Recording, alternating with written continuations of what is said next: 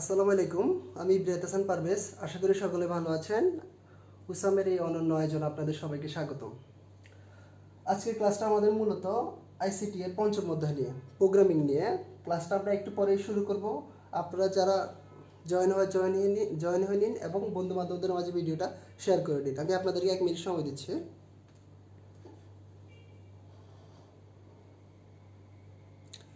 আর লেখাগুলো ক্লিয়ার আছে কিনা, আমার ভয়েসটা ক্লিয়ার শোনা যাচ্ছে কিনা অবশ্যই জানাবেন। আজকে মনিটরিং করার মতো আমার রুমে আজকে কোনো রুমমেট নাই। সো আপনারা জানাবেন আমার কথাটা ক্লিয়ার আসতেছে কিনা, লেখাগুলো ক্লিয়ার কিনা।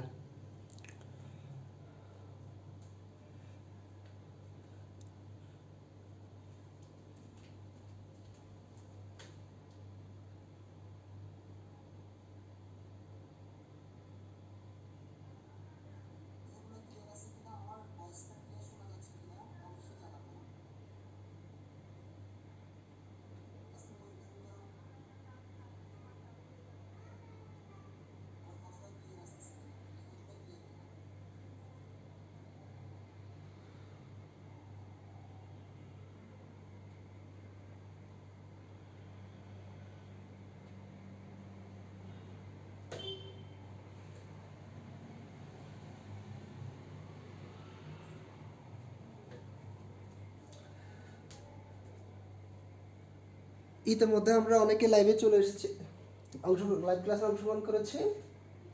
তাহলে সরাসরি আমরা আমাদের কন্টেন্টে চলে যাই। প্রথম থেকে যে কম্পিউটার প্রোগ্রামিং নিয়ে যে বেসিক ধারণাগুলো আছে, জাস্ট হালকা কিছু কথা বলবো। আপনারা বাকি বিষয়গুলো বা কথাগুলো যেগুলো আপনারা বইতে অ্যাভেলেবেল আছে ওগুলো একটু দেখে নেবেন, ঠিক আছে?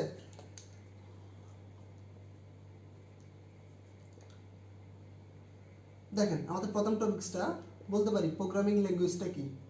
প্রোগ্রামিং ল্যাঙ্গুয়েজ বা কম্পিউটার ভাষাটা কি আমরা বলতে পারি। কীভাবে বলি দেখেন তো, বইতে অনেক ভালো সংজ্ঞা আছে। তারপর আমি একটা বলে দিচ্ছি। কম্পিউটার ব্যবহার উপযোগী সকল প্রকার চিহ্ন, অঙ্ক এবং নিয়মাবলীর সমষ্টিকে আমরা কি বলতে পারি? কম্পিউটার প্রোগ্রাম বলতে পারি।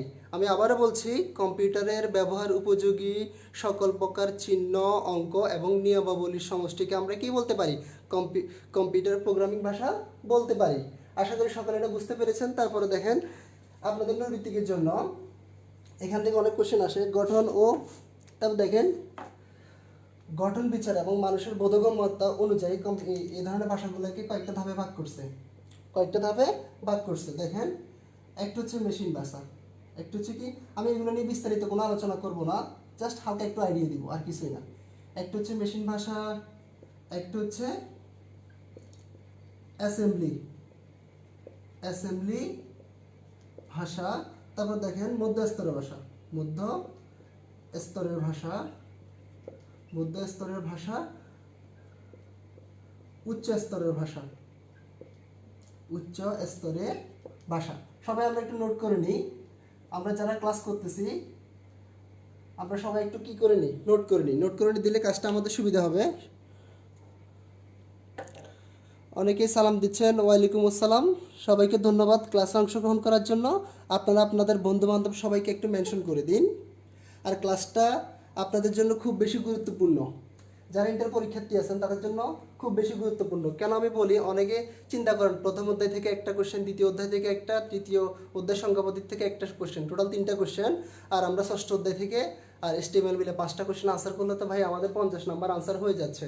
এখন আমার প্রশ্ন হচ্ছে, যদি মনে করেন প্রথম অধ্যায় দ্বিতীয় অধ্যায় থেকে এমন কোশ্চেন, কতগুলো কোশ্চেন করছে আপনারা জিন্দিগি কখনো দেখেন না, আমিও দেখি না, আপনারাও দেখেন নাই। তখন কি করবেন?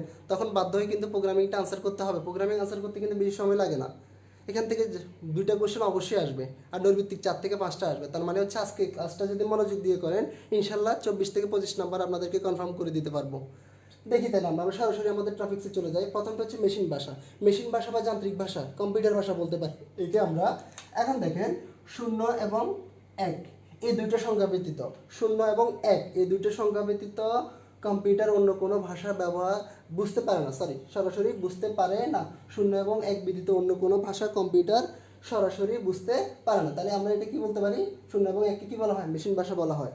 আর তারপর দেখেন, আমি জাস্ট হালকা একটু আইডিয়া দিচ্ছি, আমি বিস্তারিত বলতেছি না, বিস্তারিত বইতে ব্যাখ্যা আকারে দেওয়া আছে, অনেক সহজ, আপনারা একটু দেখে নেবেন। অ্যাসেম্বলি ভাষা হচ্ছে, দেখেন, সাংকেতিক চিহ্ন যে ব্যবহার করা হয়, সাংকেতিক চিহ্নযুক্ত ভাষাগুলো, সাংকেতিক চিহ্নযুক্ত যে ভাষাগুলো আছে এটাকে আমরা কি বলতে পারি, অ্যাসেম্বলি ভাষা ব্যবহার বলতে পারি। যোগের ক্ষেত্রে আমরা ধরেন অ্যাড ব্যবহার করতে পারি, যোগের ক্ষেত্রে অ্যাড, গুণের ক্ষেত্রে MUL লিখতে পারি, অথবা জমা করার ক্ষেত্রে স্টোরেজের ক্ষেত্রে STA লিখতে পারি। এগুলো সব শর্টকাট ফরম্যাটগুলো ব্যবহার করা হয়েছে।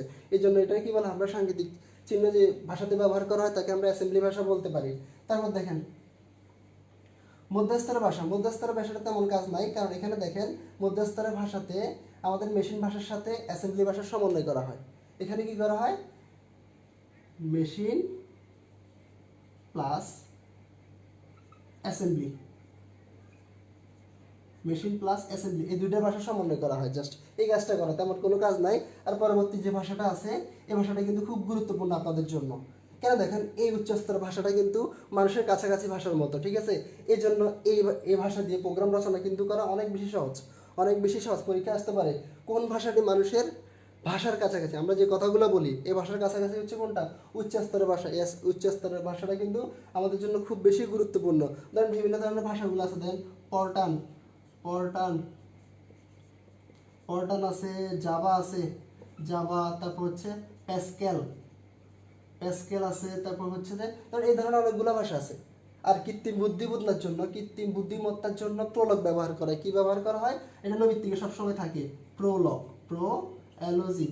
ভাষা। প্রলগ ভাষাটা কৃত্রিম বুদ্ধিমত্তার জন্য এটা কিন্তু কি করা হয়, ব্যবহার করা হয়। আর দেখেন এর পাশাপাশি আমরা লিপস, এটা এক ধরনের কি উচ্চস্তর ভাষা, এটা এক ধরনের উচ্চস্তর ভাষা। বহুপদী সমাপ্তি সূচক যে প্রশ্নগুলো থাকে এই ধরনের প্রশ্নগুলোর মধ্যে কিন্তু এগুলো থাকে। আর একটা হচ্ছে স্মল টক, এগুলো আমরা একটু নোট ডাউন করে নিই। স্মল টক সবাই একটু নোট করে নিই, স্ক্রিনশট নিয়ে নিলে হবে, আমরা পরবর্তীতে বাকি কাজটা করতে পারবো। আর ক্লাসটা আমরা আমাদের বন্ধু বান্ধব সবার মাঝে একটু শেয়ার করে দিই।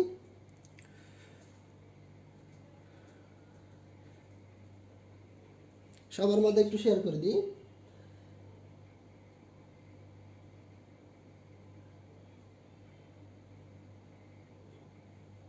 হ্যাঁ, এখন আমরা আমাদের মূল টপিকসে চলে যাব। অনুবাদক প্রোগ্রাম থেকে জাস্ট আমরা থিওরি আর একটু করে বাকি আছে। অনুবাদক প্রোগ্রাম পরীক্ষাতে আসতে পারে। অনুবাদক প্রোগ্রামটা কি, এভাবে মনে রাখবেন, উৎস প্রোগ্রাম,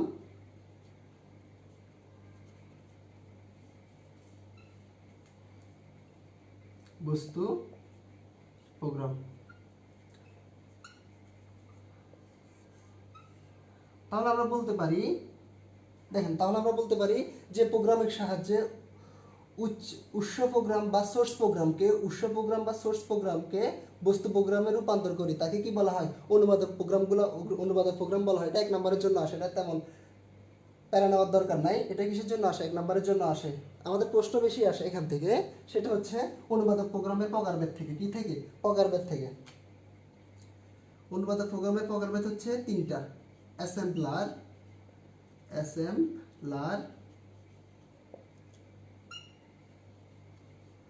কম্পাইলার, আর একটা হচ্ছে কি ইন্টারপ্রেটার। এই শেষ দুইটা থেকে সবচেয়ে বেশি কোশ্চেন আসে। বিগত বছরগুলোতে যে কোশ্চেনগুলো হয়েছে সবচেয়ে বেশি কম্পাইলার ইন্টারপ্রেটার থেকে প্রশ্ন আসছে, অ্যাসেম্বলার থেকে তেমন কোনো প্রশ্ন আসে নাই। আমরা সবাই একটু নোট করে নিই, সবাই একটু নোট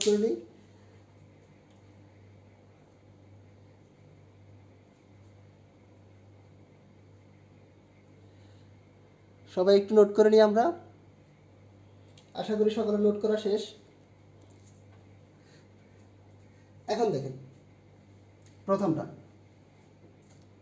অ্যাসেম্বলার জিনিসটা কি, বললাম এটা তেমন পরীক্ষাতে আসে না। তারপরে যদি সংজ্ঞা চলে আসে তখন কি লিখবেন, এভাবে লিখবেন, অ্যাসেম্বলি ভাষায় লিখিত প্রোগ্রামকে আমরা যখন মেশিন ভাষায় রূপান্তর করব, কি বলছি, এটা তো লিখে রেখে শর্টকাটে মনে রাখি, অ্যাসেম্বলি থেকে কোথায় যাব, মেশিন ভাষা। এবার মনে রাখবো অ্যাসেম্বলি ভাষা থেকে কি মেশিন ভাষা কি করি, রূপান্তর করার কাজটা হচ্ছে কিসের কাজ, অ্যাসেম্বলারের কাজ। অ্যাসেম্বলি ভাষা মানে হচ্ছে সাংকেতিক চিহ্নের ভাষাকে যখন আমরা মেশিন ভাষা মানে কোনটা, 0 1 এটাতে কনভার্ট করব, 0 এবং 1-এ কনভার্ট করব, তখন সেটা হয়ে যাবে কি অ্যাসেম্বলারের কাজ। এখন যেটা দেখাচ্ছি সেটা হচ্ছে সবচেয়ে গুরুত্বপূর্ণ জিনিস, সেটা কোনটা? Compiler and interpreter. Compiler and interpreter. এখন দেখেন আমরা প্রথমে কম্পাইলার দেখব। পরীক্ষাতে আমরা অনেকে কনফিউশনে পড়ে যাই, কম্পাইলার কোনটা ইন্টারপ্রেটার কোনটা। দেখেন এখানে কি লিখছে, কম্পাইলার মানে কম, কম দিয়ে মনে রাখবেন। দেখেন যদিও তার নামটা কম কিন্তু কাজ করে সে বেশি, কাজ করে সে বেশি। তাহলে দেখেন কম্পাইলার নামটা যদিও কম, কাজ করে কি বেশি। সবসময় মনে রাখবেন যে অনুবাদক প্রোগ্রামটা সম্পূর্ণ প্রোগ্রাম একসাথে অনুবাদ করে। কি বলছি? সম্পূর্ণ। যদিও নাম কি কম, সম্পূর্ণ প্রোগ্রাম একসাথে অনুবাদ করবে। সম্পূর্ণ প্রোগ্রাম কি করবে? একসাথে। সম্পূর্ণ প্রোগ্রাম সে একসাথে কি করবে? অনুবাদ করবে। এটা আপনাদের খেয়াল রাখবেন। আমি লিখে দিচ্ছি না, লিখে দিতে গেলে অনেক সময় চলে যাবে, আপনাদের বইতেগুলো অ্যাভেলেবেল আছে। তারপর দেখেন যেহেতু সে সম্পূর্ণ প্রোগ্রাম একসাথে অনুবাদ করে, যেহেতু সে সম্পূর্ণ প্রোগ্রাম একসাথে অনুবাদ করে, তাহলে দেখেন ডিবাগিং। ডিবাগিং জিনিসটা কি? আমি পুরানো লিখতেছি না, ডিবাগিং ও টেস্টিং। ডিবাগিং ও টেস্টিংয়ের ক্ষেত্রে বেশি সময় লাগে। আমি আবার বলছি ডিবাগিং ও টেস্টিংয়ের ক্ষেত্রে বেশি সময় লাগে। এখন আপনাদের একটু জেনে নেওয়া দরকার ডিবাগিং জিনিসটা কি, টেস্টিং জিনিসটা কি। আপনারা কি কেউ কি জানেন ডিবাগিং জিনিসটা কি অথবা এবং টেস্টিং জিনিসটা কি? আপনারা যারা যারা পারেন তারা আমাকে একটু কমেন্টে জানিয়ে দেন তো দেখি ডিবাগিং জিনিসটা আসলে কি, এক লাইনে বলবেন।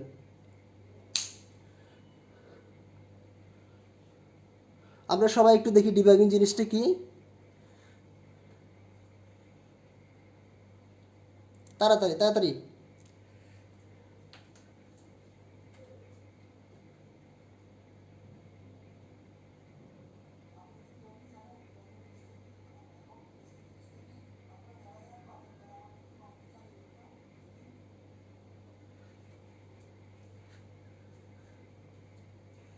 খেয়াল করেন আমি বলে দিচ্ছি। দেখেন ডিবাগিং জিনিসটা হচ্ছে, দেখেন বাগ, বাগ হচ্ছে ভুল, বাগের মানে হচ্ছে কি ভুল, বাগ হচ্ছে কি, বাগের অর্থটা হচ্ছে কি ভুল, আর ডিবাগিং অর্থ হচ্ছে ভুল খুঁজে বের করা। তাহলে কি বলছি ভাইয়া? দেখেন তো, ভুল খুঁজে। আমরা একজন মানুষ আর একজন মানুষের ভুলগুলো খুঁজি না, ঠিক আছে? এটাকে আমরা দোষ ধরা না বলে এখন থেকে কি বলবো? ডিবাগিং। কি বলবো? ডিবাগিং। এখন থেকে আমরা কি বলবো না, ভুল আমি তার দোষ খুঁজতেছি এটা বলবো না, বলে যে একটু ডিবাগ করো, ডিবাগিং করো, ঠিক আছে? তাহলে আমরা ডিবাগিং হচ্ছে কি বলছি, বাগ অর্থ হচ্ছে ভুল, ডিবাগিং অর্থ হচ্ছে কি ভুল খুঁজে বের করা, ভুল খুঁজে বের করা। আপনারা কেউ আনসারটা দিতে পারলেন না। আচ্ছা তারপর দেখি টেস্টিং। টেস্টিং অর্থ কি? যে ভুলগুলো আমরা পাইছি ওগুলোকে কি করা? সংশোধন করা। ডিবাগিং মানে হচ্ছে ভুল খুঁজে বের করা, টেস্টিং এর মাধ্যমে মাধ্যমে ভুলগুলোকে কি করা? সংশোধন করা। টেস্টিং করার মাধ্যমে কি করা? ভুলগুলোকে সংশোধন করা। আমি বলছি ডিবাগিং ও টেস্টিং এর ক্ষেত্রে একটু সময় বেশি লাগে। কেন লাগে বলুন তো? সেই সম্পূর্ণ প্রোগ্রাম কিন্তু একসাথে অনুবাদ করতেছে, সম্পূর্ণ প্রোগ্রাম কিন্তু সে একসাথে অনুবাদ করতেছে। তারপর দেখেন ভুল ত্রুটি। ভুল ত্রুটি সমাধান করতে সময় নেই একটু, ভুল দুটি সমাধান করতে সময় নেই, ভুল দুটি সমাধান করতে অনেক সময় নেই, ভুল দুটি সমাধান করতে অনেক সময় নেই, এটা একটু খেয়াল রাখবেন। তারপর দেখেন এগুলা বৈশিষ্ট্যাগার মনে রাখবেন। মেমোরিতে, মেমোরিতে বেশি জায়গা লাগে। মেমোরিতে কি লাগে? বেশি জায়গা লাগে। মেমোরিতে কি লাগে? বেশি জায়গা লাগে। সর্বশেষটা মনে রাখবেন একবার কম্পাইল করলে, একবার কম্পাইল করলে বারবার কম্পাইল করা লাগে না। আমরা যদি একটা প্রোগ্রাম একবার কম্পাইল করি সেটাকে আর দ্বিতীয়বার কম্পাইল করা কিন্তু লাগবে না, এটা খেয়াল রাখবেন। একবার কম্পাইলকৃত প্রোগ্রামকে আমরা বারবার কম্পাইল করব না। তাহলে একটু সবাই একটু লিখে নিই, একবার কম্পাইল করলে দ্বিতীয়বার লাগবে না, দ্বিতীয়বার লাগবে না, দ্বিতীয়বার লাগবে না। আমরা সবাই একটু নোট করে নিই, সবাই একটু নোট করে নিই, আমরা সবাই একটু নোট করে নিই। এরপর আমরা কিন্তু কম্পাইলার পর ইন্টারপ্রেটার করার পর আমরা সরাসরি আমাদের আজকের গুরুত্বপূর্ণ যে টপিকসটা অ্যালগরিদম ফ্লোচার্টে চলে যাব। আশা করি সবাই লেখা শেষ, মুছে দিচ্ছি আমি। দেখেন কম্পাইলার বুঝলে ইন্টারপ্রেটার তার বিপরীতটা, ইন্টারপ্রেটার তার কি বিপরীতটা, ইন্টারপ্রেটার। দেখেন ইন্টারপ্রেটারের কি কাজ কি জানেন? আগেরটা সে কি করতো, পুরো লাইন একসাথে অনুবাদ করতো না, সে কি করে জানেন, লাইন বাই লাইন অনুবাদ করে, লাইন বাই লাইন অনুবাদ করে।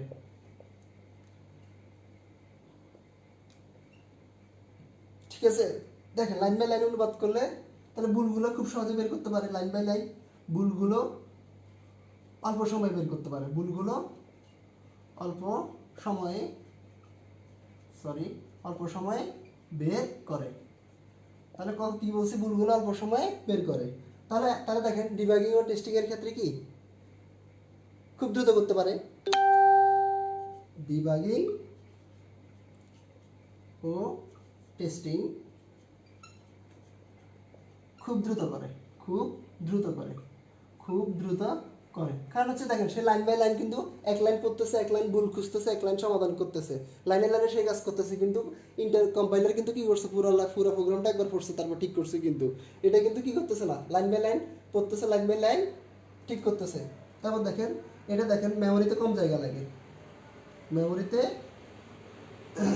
কম জায়গা লাগে, কম জায়গা লাগে, মেমোরিতে জায়গা খুব কম লাগে। আর সর্বশেষ হচ্ছে কি, আগে বলছিলাম আমরা একটা প্রোগ্রামকে যদি কম্পাইল করি তাহলে বারবার করা লাগে না। এখানে কিন্তু বারবার কম্পাইল লাইন বাই লাইন যেহেতু করতেছি বারবার কম্পাইল করা লাগে, তাহলে বার কি করা লাগে, অনুবাদ বার লেখা লাগে। কারণ হচ্ছে কি, সে এক লাইন করতেছে, এক লাইন অনুবাদ করতেছে, তার মানে বারবার কি সে করতেছে, বারবার সে অনুবাদ করতেছে। আশা করি সকলে বুঝতে পেরেছেন। কেউ যদি বুঝে না থাকেন আমাকে কমেন্টে জানান।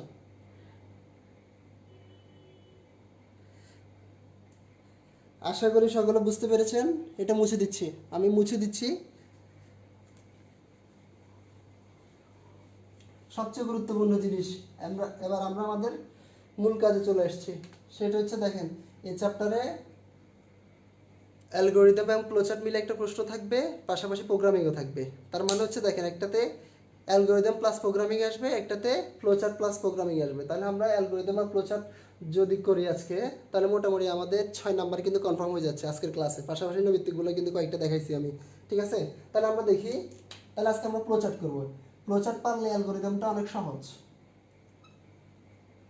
আপনাদেরকে আমি ক্লাসটা শেষ করার পর নোটটা দিয়ে দিব, আজকের মধ্যে নোটটা পেয়ে যাবেন। পাশাপাশি ফ্লোচার্টও করা আছে, অ্যালগোরিদমটা করা আছে।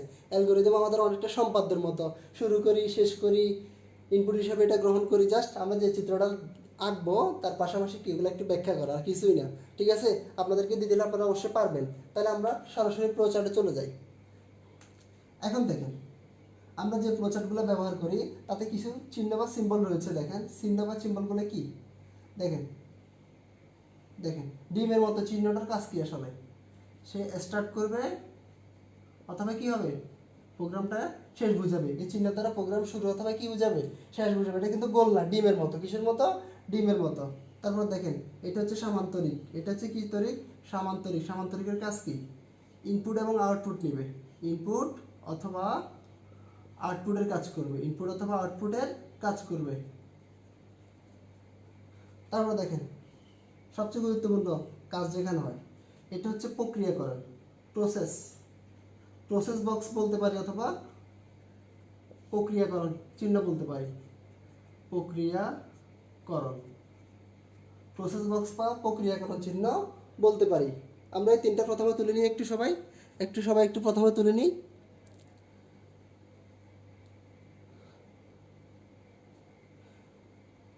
আর কেউ যদি বুঝতে না পারেন আমাকে অবশ্যই কমেন্টে জানাবেন, আমি আপনাদের কমেন্টটা নোটিস করতেছি, কিছুক্ষণ পর কমেন্টটা চেক করতেছি, জানাবেন, সবাই একটু জানাবেন।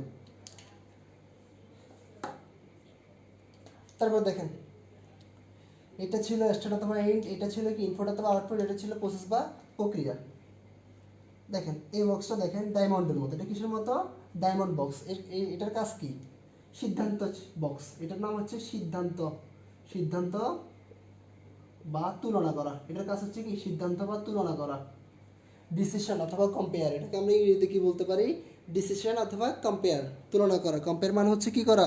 তুলনা করা। আশা করি সকলে বুঝতে পেরেছেন। আমি এটা একটু মুছে দিচ্ছি, সবাই একটু তুলে নেন, তাড়াতাড়ি তুলে নেন। আমি উপর থেকে মুছে দিচ্ছি। আমরা যদি এই জিনিসগুলো বুঝতে পারি, আমাদের জন্য ফ্লোচার্ট রচনা করা কিন্তু অনেক বেশি সহজ, অনেক বেশি সহজ। দেখেন, আশা করি সকলের তোলা শেষ। তারপর দেখি আমরা, এখন দেখেন এবার যে চিহ্নটা দিচ্ছে এটা কিন্তু গোল, আগেরটা দিচ্ছিল ডিমের মতো। কিসের মতো ছিল? ডিমের মতো। এটা কিন্তু গোল। গোলটার কাজ কি? এটার নাম হচ্ছে, আগে দেখেন, সংযোগ চিহ্ন। কি চিহ্ন? সংযোগ বা কানেক্টর। এটাকে কি বলা হয়? সংযোগ বা কানেক্টর বলা হয়। কানেক্টর। যখন আমাদের একাধিক আউটপুট থাকবে, সবগুলো আউটপুটকে যখন আমরা একসাথে করব, তখন এই সংযুক্তি চিহ্ন বা কানেক্টরটা ব্যবহার করা হয়। নির্বৃত্ত থেকে আসতে পারে কানেক্টরটা কখন ব্যবহার করা হয়? আর যে কোনো টিকা দেওয়ার জন্য, নোট বা টিকা দেওয়ার জন্য আমরা এই চিহ্নটা ব্যবহার করতে পারি। এই চিহ্নটার নাম কি? টিকা চিহ্ন। এই চিহ্নটার নাম কি? টিকা চিহ্ন। আর সর্বশেষ যে চিহ্নগুলো রয়েছে, এটা সবচেয়ে বেশি ব্যবহৃত এই চিহ্নগুলো। এগুলো দেখেন, উপরে নিচে ডানে বামে, এগুলো চিহ্নগুলোর নাম কি? প্রবাহ চিহ্ন। প্রবাহ বা ফ্লো চিহ্ন। প্রবাহ বা কি চিহ্ন বলতে পারি? ফ্লো চিহ্ন। আমরা সবাই একটু নোট করে নিই, একটু স্ক্রিনশট নিয়ে নেন। স্ক্রিনশট নিয়ে নিলে আপনাদের করতে সুবিধা হবে।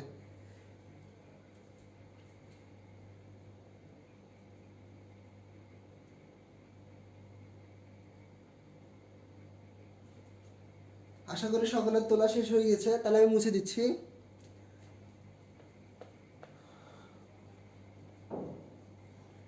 এখন আমরা সরাসরি আমাদের ফ্লো চার্টে চলে যাব। মিউজিয়াম পাঠশালাটা একটু মুছে দিচ্ছি, কারণ ফ্লো চার্টগুলো একটু বড় হয় তো, ওই জন্য। খেয়াল করেন, দেখেন ফ্লো চার্টগুলো অনেক ধরনের হয়। একটা হচ্ছে কি, মুখস্থ যে সূত্রভিত্তিক আছে, কিছু আছে সূত্রভিত্তিক, কিছু আছে অনুমান ভিত্তিক। কি বলছি?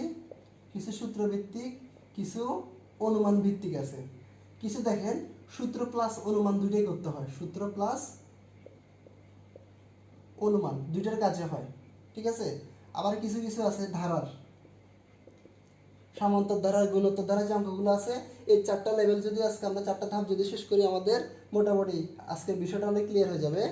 আর আজকে আমাদের ধৈর্য ধরে ক্লাসটা করতে হবে, কিন্তু কারণ হচ্ছে আমাদের চ্যাপ্টারটা অনেক বেশি বড়, ঠিক আছে। আপনারা অধৈর্য হবেন না। তাহলে আমি একটু মুছে দিচ্ছি। প্রথমে আমরা সূত্র ভিত্তিকটা করবো। কি ভিত্তিকটা করবো? সূত্র ভিত্তিকটা। সাপোজ মনে করেন একটা প্রশ্ন লিখলাম আমরা, তিনটি সংখ্যার যোগফল। তিনটি, আপনাদেরকে ক্লাসগুলো আবার দিয়ে দেওয়া হবে, নোটগুলো দিয়ে দেওয়া হবে। তিনটা সংখ্যার যোগফল। দেখেন তিনটা সংখ্যার যোগফল আসলে কিভাবে বের করে, আমাকে একটু কমেন্টে জানান তো, তিনটা সংখ্যার যোগফল আসলে কিভাবে বের করে?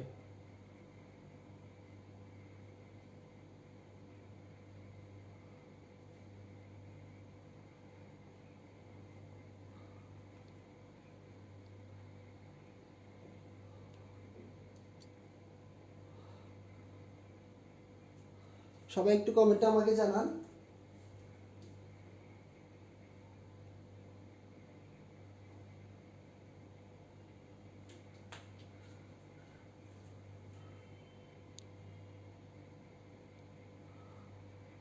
দুঃখিত, একটু ব্লার করতেছে,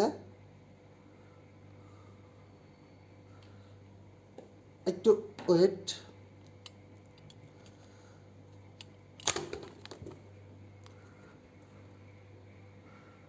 ফোকাসিং এর জন্য সমস্যাটা করতেছে, আমি ঠিক করে দিচ্ছি আবার।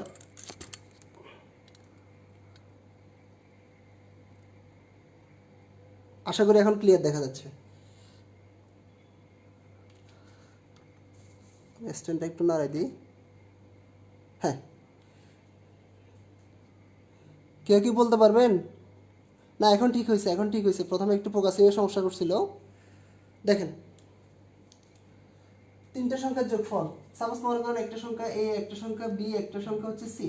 তিনটা সংখ্যার আমরা যোগফল বের করব। কি বের করব? তিনটা সংখ্যা যোগফলটা বের করব, ঠিক আছে।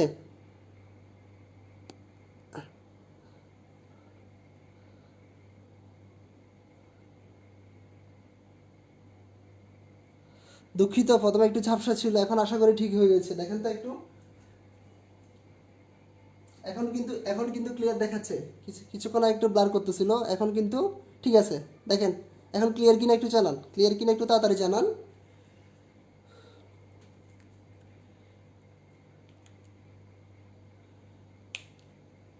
সবাই একটু দ্রুত জানান ক্লাসটা ক্লিয়ার দেখা যাচ্ছে কিনা।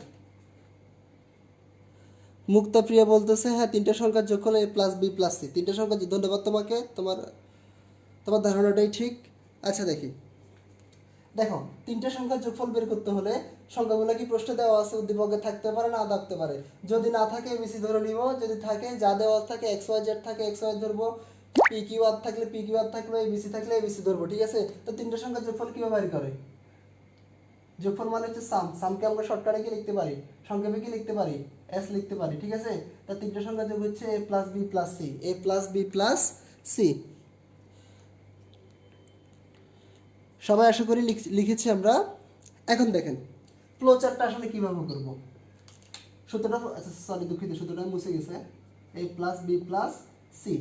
এখন দেখেন এটাতে তিনটা সংখ্যার যোগফল বের করার সূত্র আছে, কিন্তু মুখস্থ ভিত্তিক অনেকটা ধরতে গেলে আমরা কি মুখস্থ সূত্রের মতো, যখন আমরা মুখস্থ সূত্রের মতো কাজগুলো করব তখন আমরা মনে রাখবো এই প্রচারটা কীরকম হবে। দেখেন কোনো একটা কাজ করার আগে আমরা একটা কিনি, কাজটা স্টার্ট করি, তারপরে ইনপুটগুলো দিই, প্রসেসের কাজ করি, তারপরে আবার প্রসেস থেকে আমাদের আউটপুট বাইর হবে। কি বাইর হবে?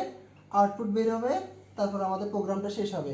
এখন দেখেন যদি মুখস্থ ভিত্তিক বলে, দেখেন দেখেন প্রথমটা লাস্টেরটা, প্রথমটা হচ্ছে স্টার্ট, প্রথমটা হচ্ছে কি স্টার্ট, লাস্টেরটা কিন্তু হচ্ছে কি ইন্ট।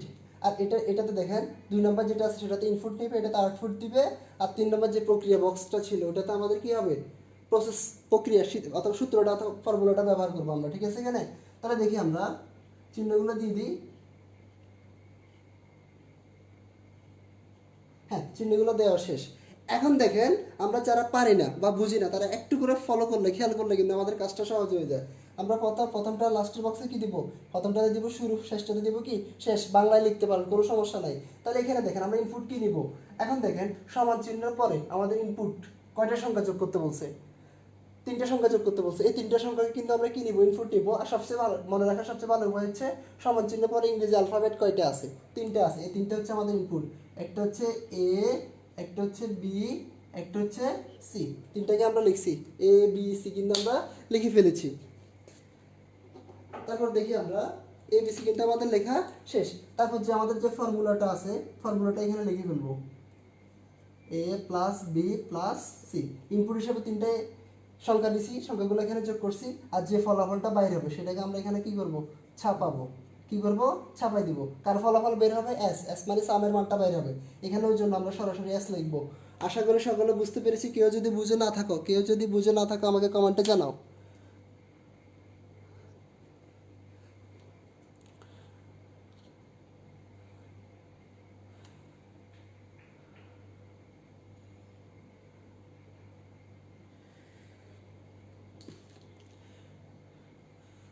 ফারিয়া কাসপি লিখছে শারমিন ফিজা বন্ধু ক্লাসে আসো। হ্যাঁ, তোমাকে অনেক সুন্দর করে তোমার বান্ধবী ডাক দিচ্ছে, তুমি ক্লাসে চলে আসো, ঠিক আছে। তোমার বান্ধবী কিন্তু অনেকক্ষণ ধরে তোমাকে ডাক দিচ্ছে, চলে আসো ক্লাসে।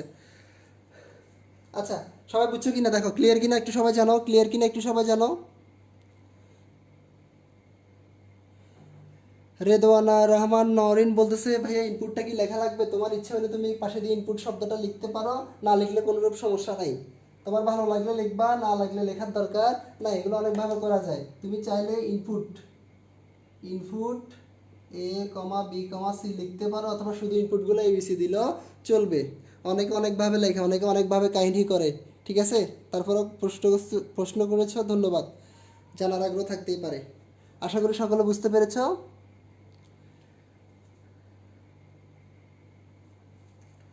এখন দেখো এই প্রশ্নটাতে যদি সাপোজ মনে করো তিনটা সংখ্যার যোগফল না বলে, তিনটা সংখ্যার গড় বলছে। কি বলছে?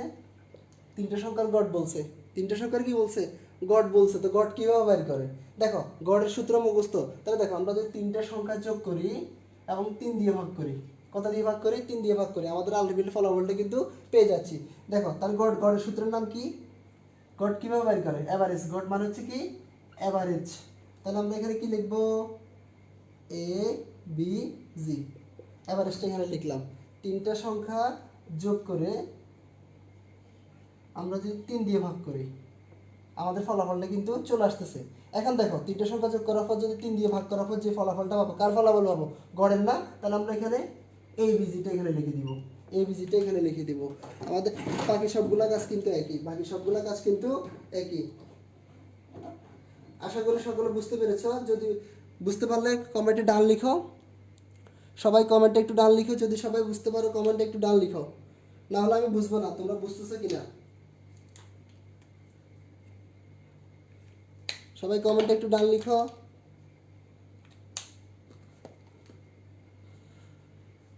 কেউ যদি বুঝে না থাকো আমাকে জানাও।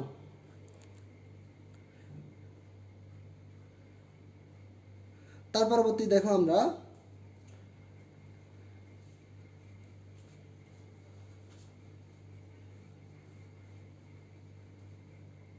দেখো আরেকটা প্রশ্ন লিখি। ফারেনহাইট থেকে, ফারেনহাইট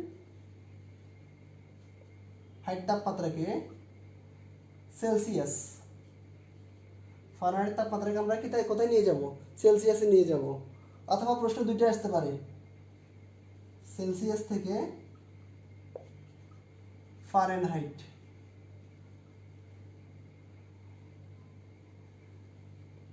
দেখেন ফারেনহাইট তাপমাত্রা থেকে সেলসিয়াসে রূপান্তরের জন্য প্রবাহচিত্র অঙ্কন করো, অথবা সেলসিয়াস তাপমাত্রা থেকে ফারেনহাইট তাপমাত্রা রূপান্তরের জন্য কি করো? প্রবাহচিত্র বা ফ্লোচার্ট অঙ্কন করো। এখন প্রশ্ন যাই আসুক, দেখেন ফারেনহাইট থেকে সেলসিয়াস কি বলছে? ফারেনহাইট থেকে সেলসিয়াস, সেলসিয়াস বের করার সূত্রটা তো আমরা তো সবাই জানি। কিভাবে মনে আছে? 5f - 160 divide by 9। সূত্রটা একটু সবাই মনে রাখবা, সূত্রটা একটু সবাই কি রাখবা? মনে রাখবা। সি মানে হচ্ছে সেলসিয়াস, সি মানে হচ্ছে কি সেলসিয়াস। আর যদি সেলসিয়াস টু ফারেনহাইট, তাহলে কি বের করতে বলছে? সেলসিয়াস থেকে ফারেনহাইট বের করো। ফারেনহাইট সূত্রটা মনে আছে? শর্টকাটে সংক্ষেপে আমরা এফ দিয়ে ফারেনহাইট বুঝি, 9c ডিভাইড বাই 5 প্লাস 32। এটা হচ্ছে ফারেনহাইটের সূত্র। একটু মুখস্থ রাখবো, কিভাবে বের করে সেটা আমরা পরে জানবো, এটা আমরা আপাতত জানার দরকার নাই। যারা বিজ্ঞান শাখায় আছে তাদের হয়তো কাজে লাগবে আর কি। সূত্রটা কীভাবে বের করে, এটা একটা ফর্মুলা আছে, ফর্মুলাটা অনেক কাহিনী করে বের করতে হয়। আচ্ছা, সবাই ফর্মুলাগুলো লিখছি, ঠিক আছে। এখন দেখি তাহলে আমরা, সাপোজ মনে করেন আমরা প্রথমটা করব, ফারেনহাইট থেকে সেলসিয়াস। ফারেনহাইট থেকে আমি সূত্র দুটোই লিখে দিছি, সেলসিয়াসেরটা লিখে দিছি, ফারেনহাইটেরটা লিখে দিছি। তাহলে প্রশ্ন বলছে ফারেনহাইট থেকে সেলসিয়াস তাপমাত্রা রূপান্তরের জন্য কি করো? প্রবাহচিত্র অঙ্কন করো। কি করো? প্রবাহচিত্র অঙ্কন করো। তাহলে কীভাবে হবে দেখেন তো, মুখস্থ সূত্র আছে, সূত্র থাকলে কী করতে হবে? স্টার্ট। ইনপুট কি নিব? ইনপুট কি নিব আগে দিয়ে বলছিলাম বুঝার সুবিধার্থে।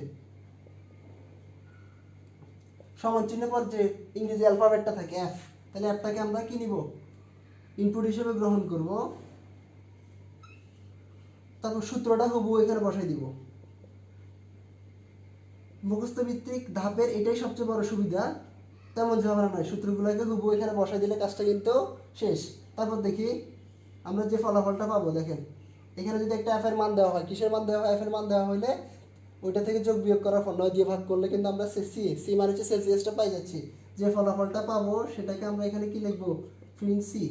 সি, আর যদি এখানে এফ থাকতো এফ লিখতাম, সি থাকলে সি লিখতাম। আমাদের কাজটা কিন্তু শেষ, আমাদের কাজটা এখানে শেষ। আশা করি সকলে বুঝতে পেরেছো। কেউ যদি বুঝে না থাকো আমাকে জানাও, কমেন্টে আমাকে জানাও। আর যেটা বাকি আছে সেলসিয়াস টু ফারেনহাইট, এটা তোমাদের বাড়ির কাজ, ঠিক আছে। আমি আমার নোট দিব, নোটের মধ্যে সুন্দরভাবে সবগুলো করা আছে। আশা করি সকলে বুঝতে পেরেছো। আর যদি দুইটা করতে সমস্যা হয় তাহলে আমি ওইটাও দেখা দিচ্ছি। জাস্ট এখানে কি করবা? সমান চিহ্ন পর ইংরেজি বর্ণমালা কি আছে? সিটা আছে, সিটা বসাইলাম। সূত্রটা হুবহু এখানে বসাই দাও, 9c ডিভাইড বাই 5 প্লাস 32। আর এখানে কি হবে? এফ হবে। এখানে কি হবে? এফ। তখন এটা কি যাবে? সেলসিয়াস টু ফারেনহাইট কি হবে? সেলসিয়াস থেকে ফারেনহাইট, আমি সংক্ষেপে লিখছি, সেলসিয়াস থেকে কি ফারেনহাইট। আশা করি সকলে বুঝতে পেরেছো। ধন্যবাদ সবাইকে। আদ্রিবা ইরফাত বলছে বুঝছে, মুক্তাপ্রিয়া বলতেছে বুঝছে। হ্যাঁ, সবাইকে ধন্যবাদ। এখন দেখো, এখন যে দুটো ফ্লোচার্ট করব, এই দুটো ফ্লোচার্ট কিন্তু পরীক্ষার জন্য খুব বেশি গুরুত্বপূর্ণ। এই দুটো ফ্লোচার্ট সবসময় পরীক্ষার হলে থাকে, সবসময় পরীক্ষার হলে থাকে। এখন দেখো, আমি এখানে সবগুলো ফ্লোচার্ট দেখা দিতে পারবো না, হয়তো আমাদের সময় স্বল্পতার জন্য আমরা সবগুলো ফ্লোচার্ট দেখা দিতে পারবো না। তারপরেও যেগুলো দেখা দিতে পারবো না ওগুলো কিন্তু আমরা নোট দিব, নোট দিয়ে দিব, ঠিক আছে। এখন দেখেন ত্রিভুজের ক্ষেত্রফল, ত্রিভুজের সরি ত্রিভুজের ক্ষেত্রফল, ত্রিভুজের ক্ষেত্রফল বের করার, ত্রিভুজের ক্ষেত্রফল বের করার প্রবাহচিত্র অঙ্কন করো। এখন দেখো ত্রিভুজের ক্ষেত্রফল বের করার জন্য ত্রিভুজ তো অনেক ধরনের, সমবাহু, সমদ্বিবাহু, বিষমবাহু আছে না। এখন আমরা আমাদের উদ্দীপকে, আমাদের যে উদ্দীপকটা দেওয়া থাকবে, উদ্দীপকে দেখবো যে আসলে কোন সূত্রটা দেওয়া আছে, কোন সূত্রটা দেওয়া আছে। অনেক সময় সূত্র ক্ষেত্রফল মানে হচ্ছে এরিয়া, সংক্ষেপে আমরা এ লিখতে পারি, এই মানে হচ্ছে কি এরিয়া। অনেক সময় হাফ ইন্টু ভূমি গুণ উচ্চতা সূত্রটা থাকে না, বি মানে হচ্ছে বেস, এস মানে হচ্ছে হাইট উচ্চতা, বি মানে হচ্ছে বেস বা ভূমি, এস মানে হচ্ছে হাইট উচ্চতা, হাফ ইন্টু ভূমি গুণ উচ্চতা, আমরা যে সূত্রটা শিখছি, ঠিক আছে। আরেকটি সূত্র হচ্ছে, এই দুটো সূত্র সবসময় বেশি থাকে পরীক্ষার হলে। আরেকটি সূত্র হচ্ছে দেখেন, আচ্ছা আমি আমি আমি প্রথমে এটা দিয়ে করে ফেলি, এটা দিয়ে করলে কীভাবে হবে দেখো তো। স্টার্ট লিখলাম, ইনপুট হিসেবে কি নিব, ইংরেজি বর্ণমালা কয়টা আছে, বি আর এইচ আছে, ইনপুট শব্দটা লিখলাম না। তারপর দেখেন সূত্রটা আমরা হুবহু এখানে বসাই দিব, area equal to half into ভূমি ইন্টু এইচ। আর এখানে ইন্টুটা স্টার দিয়ে লিখতে, ইন্টুটা প্রোগ্রামিংয়ের ভাষায় কি দিয়ে লিখতে, স্টার দিয়ে লিখতে। সবাই একটু খেয়াল করবা। আর এখানে আমাদের আউটপুটের ঘরটা কি দিব, প্রিন্ট এ। আজকের ক্লাসটা একটু বোরিং, প্রোগ্রামিং বোরিং লাগবে না, শেষ। সবাই এটা বুঝছো কিনা দেখো, কারণ ত্রিভুজের ক্ষেত্রফলের জন্য মোট 3টা সূত্র আছে, 3টা সূত্রের মধ্যে এই 2টা সূত্র একটু বেশি আসে। রিদওয়ানা তোমাকে ধন্যবাদ, তুমি সূত্রটা কষ্ট করে আবার লিখে দিয়েছো সেলসিয়াস ফারেনহাইটের। হ্যাঁ তোমার সূত্রগুলো ঠিক আছে, সূত্রগুলো ঠিক আছে, ধন্যবাদ তোমাকে।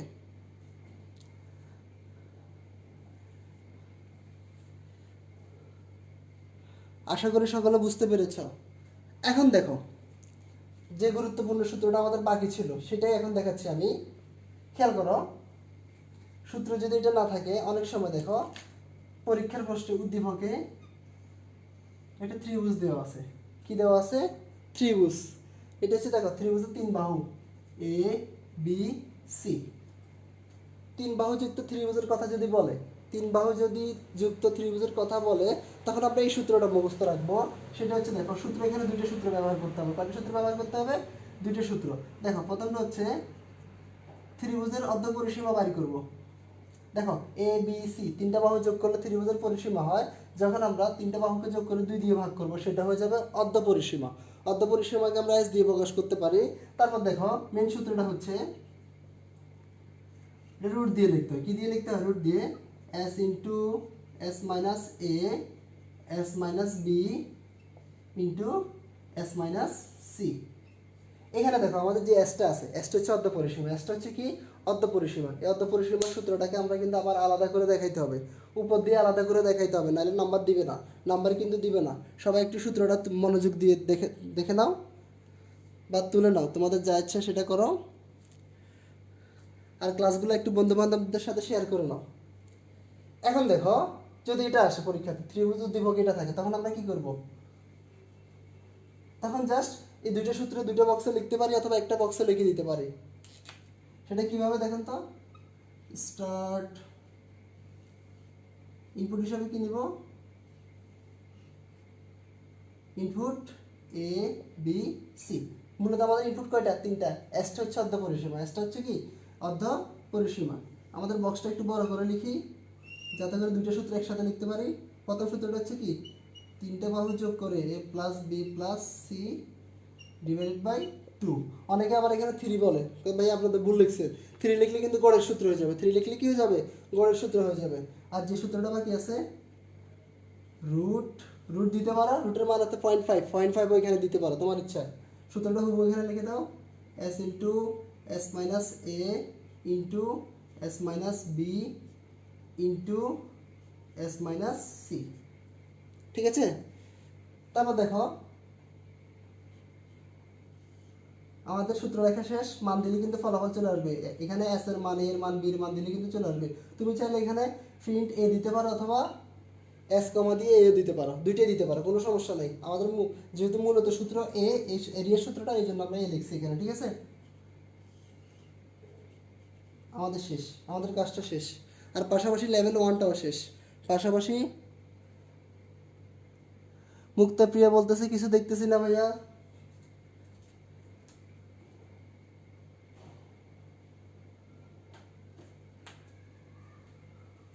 তোমার নেটওয়ার্কের সমস্যা। রেদওয়ানা রহমান নরিন বলতেছে ভাইয়া বৃত্তের ক্ষেত্রফলেরটা একটু দেখেন। আচ্ছা দেখাচ্ছি আমি, দাঁড়াও একটু ওয়েট। মুক্তাফিয়া তুমি তোমার নেটওয়ার্কের সমস্যাটা সমাধান করো, তোমার নেটওয়ার্কের জন্য দেখা যাচ্ছে না, ঠিক আছে। তোমার নেটওয়ার্ক একটু দুর্বল হয়তো, ওই জন্য।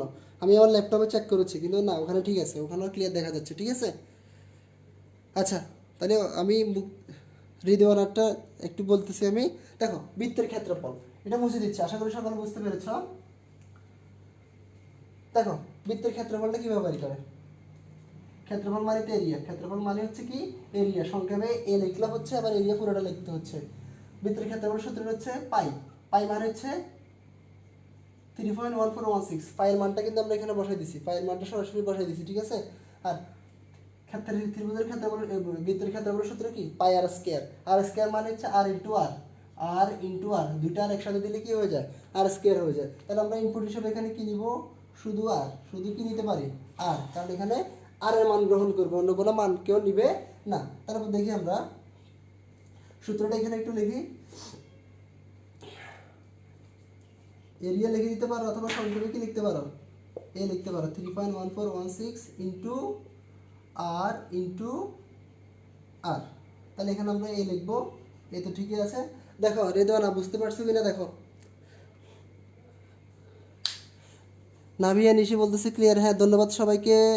রেদওয়ানা ক্লিয়ার বলতেছে, মুক্তাপ্রিয়া বলতেছে ওকে ডান, হ্যাঁ ধন্যবাদ সবাইকে। দেখো বৃত্তের ক্ষেত্রফলটা আমি লিখে দিছি, এটা এখানে কি হবে, বৃত্তের ক্ষেত্রফল, বৃত্তের ক্ষেত্রফল, বৃত্তের ক্ষেত্রফল। সবাই বুঝছো কিনা দেখো। কেউ যদি বুঝে না থাকো, কেউ যদি বুঝে না থাকো আমাকে একটু জানাও, কমেন্টের মাধ্যমে আমাকে একটু জানাও।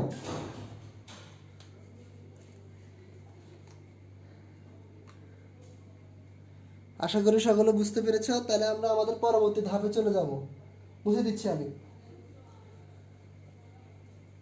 শেষে যে দুইটা বলছি ত্রিভুজের, এই দুইটা পরীক্ষার হলে বেশি থাকে, তোমরা একটু কষ্ট করে এগুলো একটু ভালো করে দেখবা, তাহলে তোমাদের কাজটা শেষ।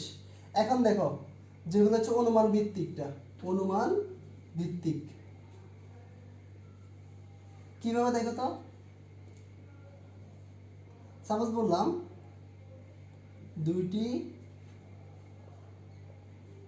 সংখ্যার মধ্যে সবচেয়ে বড় সংখ্যা, সবচেয়ে বড় সংখ্যা,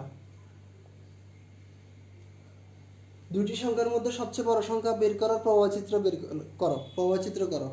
এখন আমার কোশ্চেন হচ্ছে, এখানে দেখো আবার ব্লার হয়ে গেছে, হ্যাঁ এটা নেটওয়ার্কের, সরি একটু ব্লার হয়ে যাচ্ছে।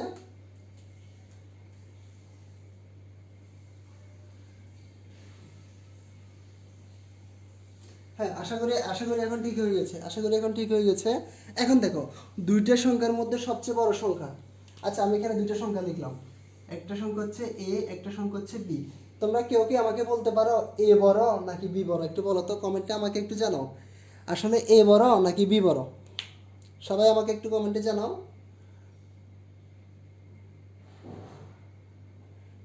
তোমার মতে কোনটা বড়, এ বড় না বি বড়?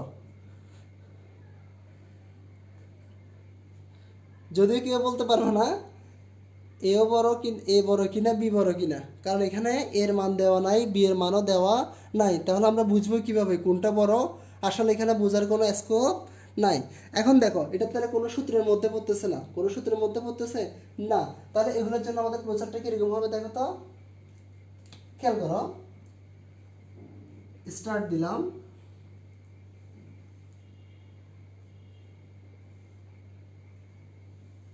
ইনপুট হিসেবে এ আর বি গ্রহণ করছি, ঠিক আছে। এখন দেখো আগে আমরা প্রসেস বক্সটা এখানে সরাসরি লিখে দিছিলাম, প্রসেস বক্সটা সরাসরি লিখে দিছিলাম না। যেহেতু আমাদের এখানে মুখস্থ কোনো সূত্র নাই, ওই ক্ষেত্রে আমরা প্রসেস বক্সটা এখানে বসাইতে পারবো না। তাহলে দেখি আমরা, যেহেতু অনুমান ভিত্তিক, যখন আমরা সিদ্ধান্ত নিব, তুলনা করব, সিদ্ধান্তের জন্য আমরা ডায়মন্ড বক্সটা এখানে ব্যবহার করব। কি ব্যবহার করব? ডায়মন্ড বক্সটা। ঠিক আছে। এখন দেখো এখানে ইজ অথবা ইফ ব্যবহার করতে পারি, ইজ অথবা কি ব্যবহার করতে পারি? ইফ ব্যবহার করতে পারি। আচ্ছা দেখো আমি একটু জাস্ট কোশ্চেন সাজাইলাম, এ গ্রেটার দেন বি, আর এখানে দিলাম কোশ্চেন চিহ্ন, নিচে দিলাম কি?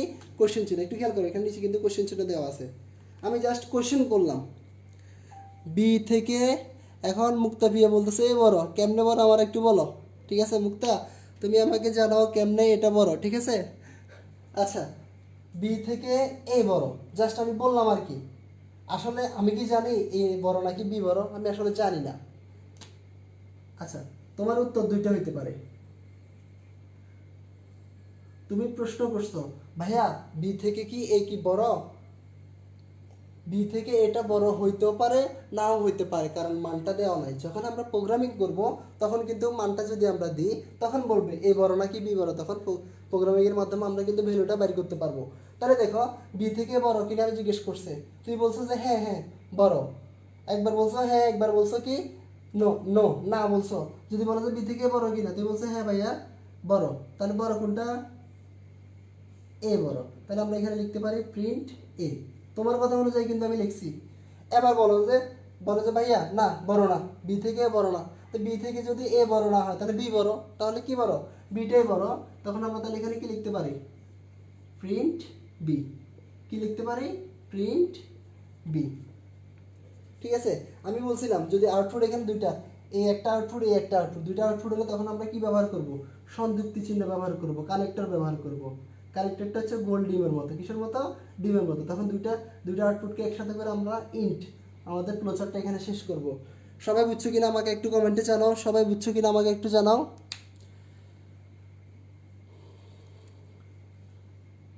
লেখা দেখা না গেলে আমাকে একটু জানাও।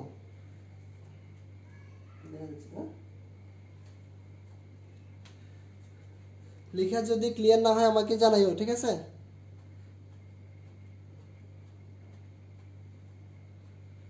আশা করি সকলে বুঝতে পেরেছো, আশা করি সকলে বুঝতে পেরেছো। এখন আমার প্রশ্ন হচ্ছে, খেয়াল করো, এখন আমার প্রশ্ন হচ্ছে দুটি সংখ্যার মধ্যে সবচেয়ে বড় না বলে আমি বললাম যে ছোট, সবচেয়ে ছোট বলছি, সবচেয়ে ছোট ছোট সংখ্যাটা বের করো। তাহলে দেখো এখানে যে ডায়মন্ড বক্সটা দেওয়া আছে, এই ডায়মন্ড বক্সে কি হবে? এই ডায়মন্ড বক্সে কি হবে তোমরা সবাই আমাকে একটু কমেন্টের মাধ্যমে জানিয়ে দাও। এই ডায়মন্ড বক্সটাতে কি হবে সূত্রটা আমাকে একটু সবাই জানিয়ে দাও। মাহি মাহি বলতেছে ভাইয়া বুঝছি, রিজওয়ানা বলতেছে বুঝছি, বুঝলে ধন্যবাদ সবাইকে, মুক্তা প্রিয়া ধন্যবাদ সবাইকে। এখন তোমাদেরকে যে কোশ্চেনটা ভাইয়া করছি ওই কোশ্চেনটার একটু আনসারটা দাও।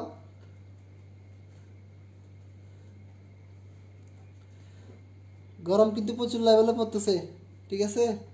এই গরমের মধ্যে কিন্তু আমি দাঁড়াই আছি, কিছুক্ষণ পর আলু সিদ্ধ হয়ে যাব। এটা একটু বাড়াই দেওয়া দরকার। সবাই একটু কমেন্টে জানাও।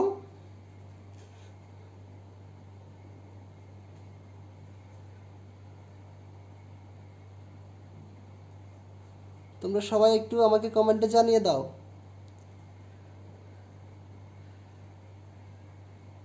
এতক্ষণ লাগলে হবে না, এতক্ষণ লাগলে হবে না। ঠিক আছে। আচ্ছা আমি বলে দিচ্ছি, জাস্ট এই বক্সটাতে আমাদের চিহ্নটা পরিবর্তন হবে। কি হবে?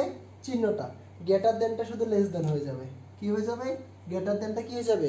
লেস দেন হয়ে যাবে। তাইলে আমাদের কাজটা, আলটিমেট কাজটা শেষ। মুক্তাপ্রিয়া বলছে হ্যাঁ ঠিক আছে, তোমার ফলাফলটা ঠিক আছে। এই লেস দেন বি রিজওয়ানা লিখছে কি? আচ্ছা আমার কথাটা তোমার জিনিসটা একই, ঠিক আছে, তোমার যুক্তিটাও ঠিক আছে, তুমি আগে পরে করে লিখছো, তারপরে ঠিক আছে, ধন্যবাদ। ঠিক আছে। জাস্ট আমরা পরীক্ষাতে বললে শুধু চিহ্নটা পরিবর্তন করে দিব, শুধুমাত্র কি করে দিব? চিহ্নটা পরিবর্তন করে দিব। হৃদয়না তোমার আনসারটাও কারেক্ট হয়েছে, কোনো সমস্যা নাই।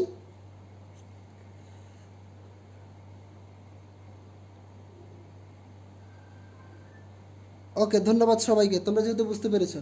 তাহলে আমরা এক ডিলে দুই ভাগে কিন্তু স্বীকার করছি, দুইটি সংখ্যার মধ্যে সবচেয়ে বড় বললে আগেরটা, আর ছোট বললে এটা দিয়ে কাজ চালাই দিব। ঠিক আছে। তার পরবর্তী দেখি আমরা আরেকটা কোশ্চেন দেখি।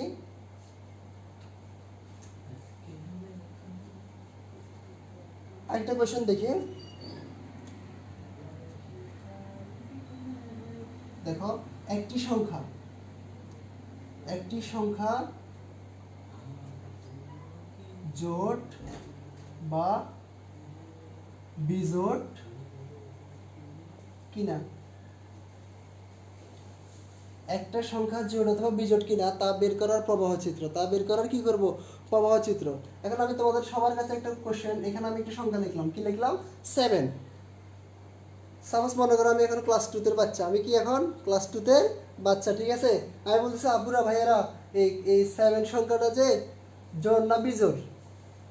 হয়তো কেউ একজন আমার বললেন ছোট ভাই এটা হচ্ছে কত বিজোড়, এটা কি বিজোড়, সেখানে এটা হচ্ছে কি বিজোড়। এখন আমি আপনাদেরকে কোশ্চেন করলাম আপু এই ভাইয়া এই 7টা যে বিজোড় আমি কিভাবে বুঝবো আমার একটু বলেন। আমি কোন সংখ্যাটা দেখে কিভাবে বুঝবো যে এটা জোড় এটা বিজোড়। আমি এখন ছোট ক্লাস 2 তে বাচ্চা, ঠিক আছে, আপনারা সবাই আমাকে একটু জানান। রিজওয়ানা পরে তুমি যেটা দিছো সেটা কিন্তু হয় নাই, গ্রেটার দেন হবে না, ছোট সংখ্যার ক্ষেত্রে কিন্তু লেস দেন দিতে হবে। আমাকে একটু এখন জানাও 7 সংখ্যাটা কি জন্য জোড় অথবা বিজোড়।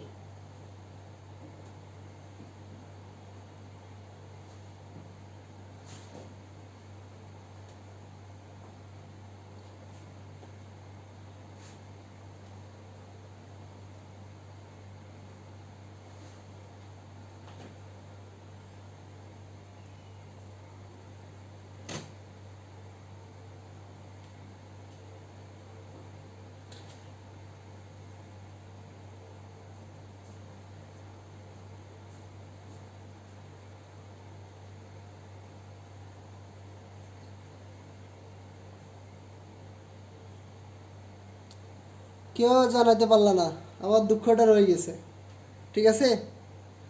এখন দেখো ভাইয়া বলি তোমাদেরকে একটু, সবাই একটু খেয়াল করো, এই 7 সংখ্যাটা জোড় অথবা বিজোড় কিনা আমি কিভাবে বুঝবো। 7 একটা নাম্বার না, 7 একটা হচ্ছে কি একটা কি নাম্বার।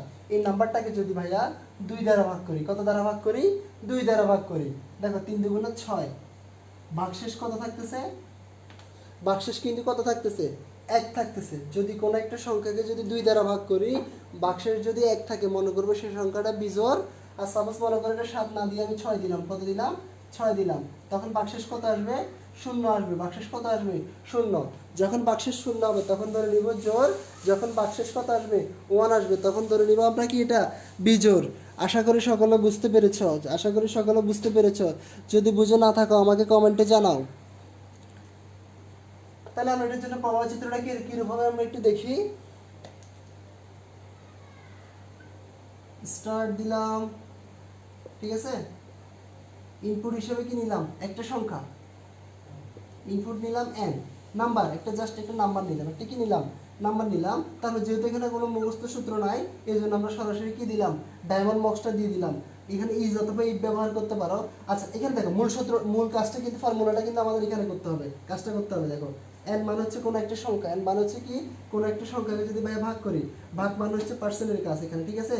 পার্সেন্ট দিয়ে শুধুমাত্র ভাগশেষ নেবে, কি নিবে প্রোগ্রামিং এর ভাষা সবসময় মনে রাখবা, স্ল্যাশ দিয়ে ভাগফল নেবে আর পার্সেন্ট দিয়ে ভাগশেষ নেবে, ঠিক আছে। কোনো একটা সংখ্যাকে 2 দ্বারা ভাগ করলে, 2 দ্বারা ভাগ করলে সমান চিহ্ন কিন্তু সমান সমান 2টা দিতে হবে, কি দিতে হবে সমান চিহ্ন 2টা দিতে হবে। আমি একটু বড় করে দিচ্ছি এটা, ভাগশেষ 0 হবে কিনা। কোনো একটা সংখ্যাকে যদি আপনি 2 দ্বারা ভাগ করেন, কত দ্বারা ভাগ করেন 2 দ্বারা ভাগ করলে ভাগশেষ 0 আসবে কিনা। কিনা মানে হচ্ছে কোশ্চেন ট্যাগ কোশ্চেন, কি কোশ্চেন ট্যাগ কোশ্চেনের মতো, ঠিক আছে। এখন দেখেন ভাগশেষ আসবে কিনা। আসলে কি আপনি কি জানেন ভাগশেষ আসতেও পারে নাও আসতে পারে, ভাগশেষ 0 আসতে পারে নাও আসতে পারে। মনে করেন বলতেছে ভাইয়া কোনো একটা সংখ্যাকে যদি 2 দ্বারা ভাগ করছি ভাগশেষ আপনার 0 আসছে কিনা, আপনি বলতেছে হ্যাঁ আসছে আসছে, আসলে তাহলে সংখ্যাটা কি জোড় না। আর জোড় সংখ্যাকে আমরা কি বলি ইভেন সংখ্যা, জোড় সংখ্যাটাকে কি বলি ইভেন। তাহলে আমরা এখানে জোড় এখানে আমরা বাংলাতেও লিখতে পারি, প্রিন্ট ইভেন্টটা চাইলে লিখতে পারি, ঠিক আছে। আর যদি বলেন না ভাগশেষ 0 আসবে না তাহলে বিজোড়, ভাগশেষ 0 না আসলে কি বিজোড়।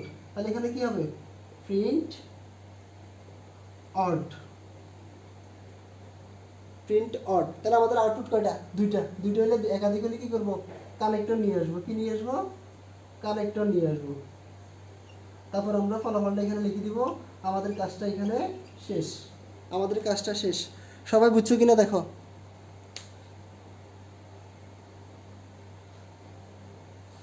রিদওয়ানা, তুমি তোমার চিহ্নটা পরিবর্তন করে দাও, তাহলে কাজটা কিন্তু হয়ে গেছে।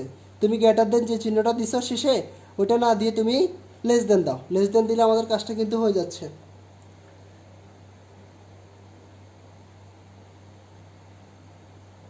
আর বাকি কথাটা কিন্তু ঠিক আছে, বাকি কথাটা কিন্তু তোমার ঠিক আছে। সবাই একটু রেসপন্স করো, সবাই একটু রেসপন্স করো। বুঝছো কি না, বুঝছো কি না, সবাই একটু রেসপন্স করো।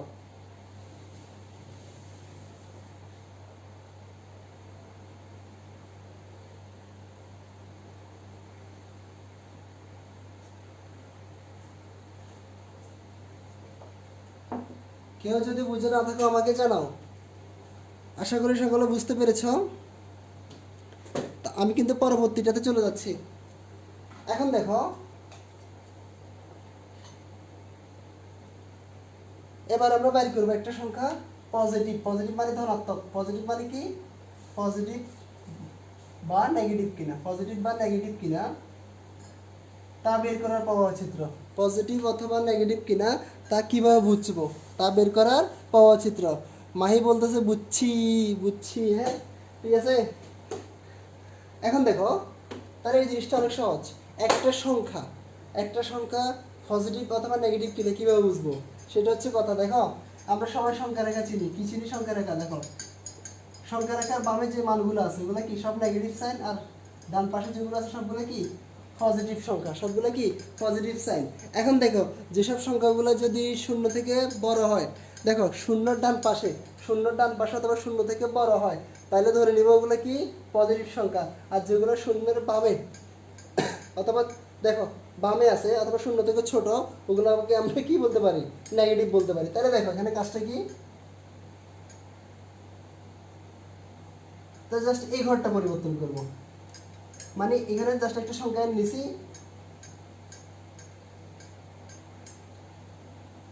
দেখো শূন্য থেকে এন সংখ্যাটা শূন্য পর্যন্ত হলে আমরা পজিটিভ ধরে নিতে পারবো, কারণ শূন্যটা যখন আমরা যে কোনো সংখ্যার সাথে বসাবো তখন একটা জোর মান বের করে, তা ঠিক আছে।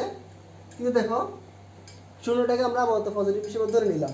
এখন দেখো শূন্য থেকে এন মানে নাম্বারগুলো, সংখ্যাগুলো কি বড়, গ্রেটার দেন দিছি। দেখো গ্রেটার দেন দিছি, বড় কিনা, শূন্য থেকে বড় অথবা সমান কিনা। আমাদের ফলাফল দরকার কি, শুধু বড় দরকার। কি দরকার? বলে যে হ্যাঁ বড়, বড় হলে সংখ্যাটা হচ্ছে পজিটিভ। এখানে আমরা পজিটিভ লিখবো। আর যদি বলো যে না বড় না ছোট, তাহলে এখানে আমরা লিখবো কি নেগেটিভ। তোমরা পুরো ওয়ার্ডটা লিখবা, আমি জায়গা নাই দেখি ওই জন্য কি লিখছি, সংক্ষেপে লিখছি, পজিটিভ নেগেটিভ লিখছি। সবাই একটু কেউ যদি বুঝে না থাকো আমাকে কমেন্টে জানিয়ে দাও।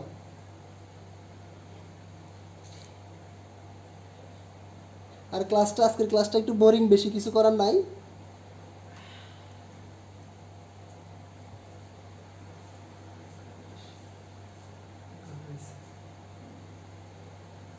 আমরা মাত্র লেভেল 2 শেষ করছি, আর 2টা লেভেল বাকি আছে। আমাকে আরো অনেকক্ষণ ধৈর্য ধরতে হবে তোমাদের মতো, ঠিক আছে। আশা করি সকলের বোঝা শেষ, আমি মুছে দিচ্ছি। কেউ যদি বুঝে না থাকে আমাকে একটু জানাইও। আর আমাদের 4-5টা ফ্লোচার্ট করলে কিন্তু কাজটা শেষ। 4-5টা ফ্লোচার্ট, বেশি না, ঠিক আছে। লেভেল 3 দিব, লেভেল 3। অল্প আমাদের কালিয়াতে শেষ হয়ে গেছে।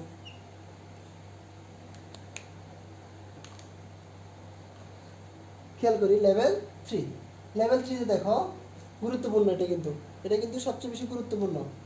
লেভেল 3 মধ্যে সাপোজ মনে করো একটি বছর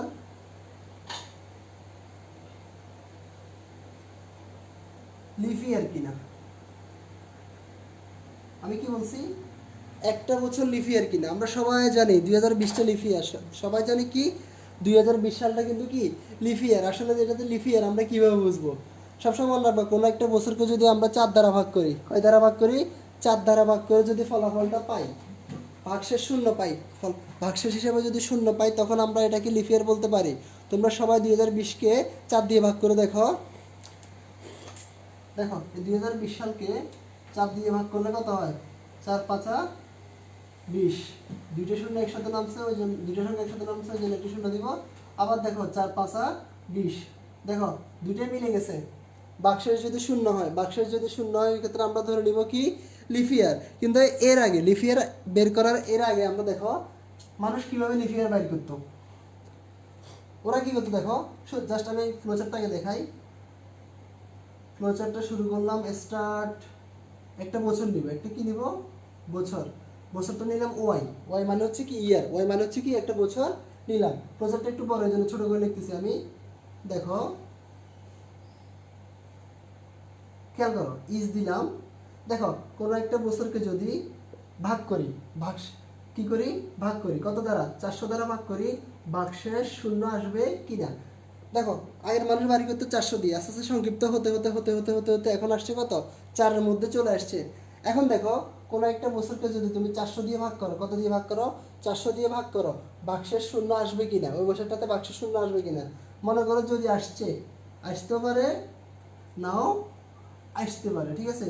যদি এসে যায়, মনে করবা বছরটা লিফ ইয়ার, বছরটা কি প্রিন্ট লিফ ইয়ার, আমি সংক্ষেপে লিখছি এলওয়াই মানে লিফ ইয়ার, সংক্ষেপে লিখছি, ঠিক আছে। আমার জায়গা কম তো ওই জন্য, বোর্ড ছোটো তো ওই জন্য আমি কি লিখছি, লিফ ইয়ার লিখছি। আর যদি দেখতেছো যে না এটা দিয়ে যাচ্ছে না, আমরা বর্তমান যে ফর্মুলাটা ব্যবহার করি সেটা ব্যবহার করব। এটা একটু ঝামেলা, একটু বড় করে করতে হবে, সরি। ইজ দিলাম, কোন একটা বছরকে যদি তুমি ভাগ করো 100 দিয়ে, কত দিয়ে ভাগ করো, 100 দিয়ে ভাগ করো, 100 দিয়ে ভাগ করো, নট ইকুয়াল, আমরা নট ইকুয়াল দিয়ে এভাবে, কিন্তু প্রোগ্রামিং ভাষায় নট ইকুয়াল দিয়ে আশ্চর্যবোধক চিহ্ন দিয়ে সমান, আশ্চর্যবোধক শূন্য দিয়ে সমান, শূন্য হবে কিনা। কোনো একটা বছরকে যদি তুমি 100 দিয়ে ভাগ করো, ভাগশেষ শূন্য হবে না। এবং দেখো এবং মানে এন চিহ্ন দুটো দিলাম, এবং ওই বছরটাকে তুমি যদি এখন যেটা করি আর কি 4 দিয়ে ভাগ করি, ভাগশেষ শূন্য আসবে কিনা। ভাই এটা ভাগশেষ আসতেও পারে, এই ফর্মুলাটা ব্যবহার করলে ভাগশেষ শূন্য আসতে পারে, না আসতে পারে। আসলে মনে করবা লিফ ইয়ার, আসলে মনে করতে হবে কি লিফ ইয়ার, প্রিন্ট লিফ ইয়ার। আর না আসলে কি মনে করবা, আসলে বছরটাই লিফ ইয়ার না, বছরটা প্রিন্ট নট লিফ ইয়ার। আমি সংক্ষেপে এলওয়াই লিখছি, সংক্ষেপে কি লিখছি, এলওয়াই লিখছি। এখানে আউটপুট দেখো তিনটা, কয়টা, তিনটা, তিনটা আউটপুট একসাথে করে তোমরা এখানে শেষে দিয়ে ইন্ট লিখে দিবা। আমার জায়গা নাই তো, এই জন্য আমি লিখতে পারতেছি না। সবাই একটু ইন্ট লিখে দাও এখান দিয়ে। আশা করি সকলে বুঝতে পেরেছ। কেউ যদি বুঝে না থাকো, কেউ যদি বুঝে না থাকো আমাকে কমেন্টের মাধ্যমে জানাও, আমি তোমাদের কমেন্টের অপেক্ষায় আছি।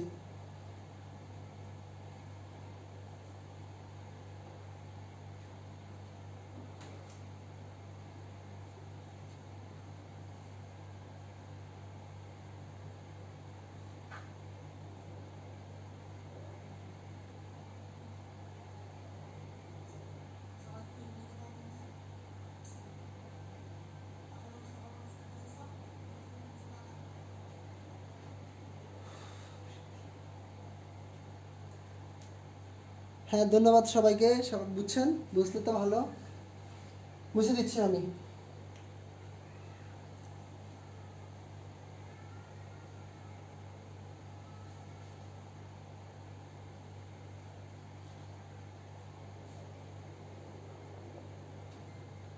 এখন দেখব তিনটি সংখ্যার মধ্যে সবচেয়ে বড় সংখ্যা, তিনটা সংখ্যার মধ্যে সবচেয়ে বড়, সবচেয়ে বড়, তিনটে সংখ্যার মধ্যে সবচেয়ে বড় সংখ্যা বের করার প্রবাহ চিত্র। মাহি বলতেছে আরেকবার বলেন ভাইয়া, রেদন বলতেছে আরেকবার বলেন ভাইয়া, মুক্তা বলতেছে আরেকবার বলেন ভাইয়া। আমি তো মুছে দিয়েছি। আচ্ছা দেখো আমি আবার বলতেছি, যা সূত্রগুলো ফলো করো। আমি বক্স আঁকতেছি না, কোনো একটা বছর নিলাম, কোনো একটা বছর কি নিছি, ওয়াই, কোনো একটা বছর কি নিছি, ওয়াই নিছি। দেখো এই ওয়াইটাকে যদি ভাইয়া ভাগ করি, দেখো প্রথমে মানুষ ভাগ করতো 400 দিয়ে, কত দিয়ে, 400 দিয়ে। কোনো একটা বছরকে দেখো ভাইয়া ওয়াই মানে হচ্ছে ওই বছরটাকে যদি 400 দিয়ে ভাগ করি, কত দিয়ে ভাগ করি, 400 দিয়ে ভাগ করি, ভাগশেষ, পার্সেন্টের কাজ শুধু ভাগশেষ নেবে, কি ভাগশেষের ক্ষেত্রে ডাবল সমান দিতে হবে, ঠিক আছে। কোনো একটা বছরকে যদি 400 দিয়ে ভাগ করি, ভাগশেষ শূন্য আসবে কিনা, ভাগশেষ শূন্য আসবে কিনা। আসলে দেখো যদি আসে, যদি আসে, সরি, আসবে কিনা, আসলে তখন ভাইয়া কি করছিলাম এখান দিয়ে ইএস দিয়ে প্রিন্ট লিফিয়ে দিছি, ইএস দিয়ে কি লিখছিলাম দেখো এই পাশে কিন্তু প্রিন্ট লিফিয়ে দিছি, তার মানে সত্যটা মানছে। কোনো একটা বছরকে যদি 400 দিয়ে ভাগ করে বাক্সের শূন্য হবে কিনা, তুই বলছে হ্যাঁ হ্যাঁ হবে হবে, তাহলে হলে বছরটা লিফিয়ার। আর না হলে, যদি না হলে দেখো ফর্মুলা কিন্তু ভাই আরেকটা দিছি, ফর্মুলা আরেকটা কি দিছি দেখো তো, ওই বছরটাকে দেখো, ওই বছরটাকে যদি আমরা 100 দিয়ে ভাগ করি, কত দিয়ে ভাগ করি, 100 দিয়ে ভাগ করি, নট ইকুয়াল 0, মানে বাক্সের শূন্য হবে না, বাক্সের কি হবে না, শূন্য হবে না। কিন্তু সরি, এবং ওই বছরটাকে যদি ভাইয়া 4 দিয়ে ভাগ করি, 4 দিয়ে ভাগ করি, ওই বছরটাকে যদি আমরা আবার 4 দিয়ে ভাগ করি, তখন বাক্সের শূন্য আসবে কিনা, বলে যে ইয়েস, হ্যাঁ আসতে পারে, বলে যে না ভাইয়া আসবে না। যদি ইয়েস হয় তাহলে এখানে লিখবা কি, ফ্রিন্ট লিফিয়ার, এই পাশে কি লিখবা, ফ্রিন্ট লিফিয়ার, মানে বছরটা লিফিয়ার। আর যদি বলে যে ভাই শূন্য আসতেছে না, আসবে না, না আসলে কি বছরটা প্রিন্ট নট লিফিয়ার, প্রিন্ট নট লিফিয়ার। এবার বুঝছো কিনা আমাকে একটু জানাও।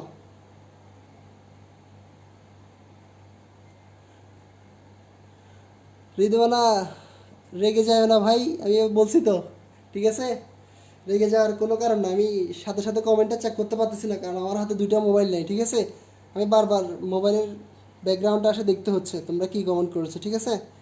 এবার বুঝতে পারছো কিনা দেখো, এবার সবাই বুঝতে পারছো কিনা দেখো, চিত্রটা মুছে ফেলছি তো, আবার বারবার আঁকা ঝামেলা, অনেক ঝামেলা। বুঝে যায় কিনা বলো, নাহলে আমি আবার দেখাই দিব, কোনো সমস্যা নাই।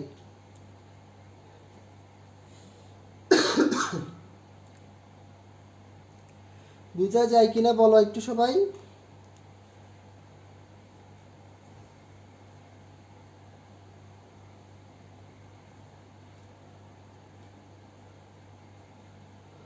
হৃদয় আবার বলছে বুঝছি, হ্যাঁ ধন্যবাদ তোমাকে, এবার যেহেতু বুঝতে পেরেছো।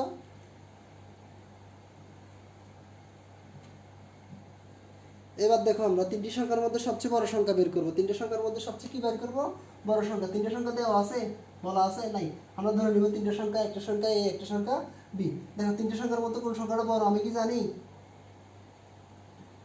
জানি না। তা আমি ইনপুট হিসেবে তিনটে সংখ্যা নিলাম, কি নিলাম, একটা এ, একটা বি, একটা সি, তিনটে সংখ্যা নিয়ে নিলাম, তিনটে সংখ্যা একসাথে কি করছি, নিয়ে নিছি।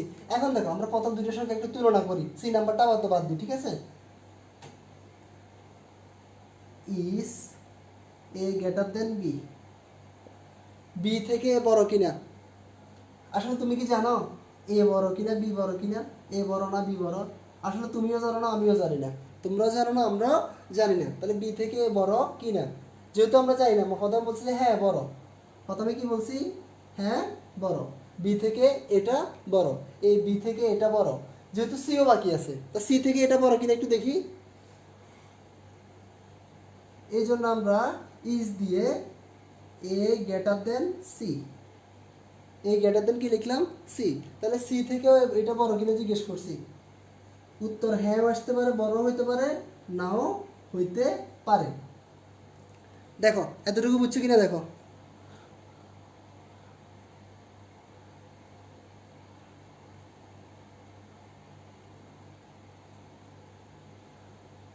দেখো আমি আবার বলছি, দেখো বি সংখ্যাটা থেকে এ সংখ্যাটা বড় কিনা, বি থেকে এ সংখ্যাটা বড় কিনা, জাস্ট আমরা দুটো দুটো তুলনা করতেছি, বড় হ্যাঁ হইতেও পারে, নো বড় নাও হইতে পারে, ঠিক আছে। সাপোজ মনে করো আমি জিজ্ঞেস করছি তোমাকে বি থেকে এ বড় কিনা, তুমি বলছো হ্যাঁ ভাইয়া অনেক বড় বড় বড়, তুমি বলছো ঠিক আছে, যেহেতু বি থেকে এটা বড়, যেহেতু সি সংখ্যাটা বাকি আছে, সি থেকে এটা বড় কিনা আমি জিজ্ঞেস করছি, সি থেকে বড় কিনা, তুমি এবার বলছো হ্যাঁ, একবার বলছো হ্যাঁ, একবার বলছো কি না, কারণ বড় হইতে পারে নাও হইতে পারে।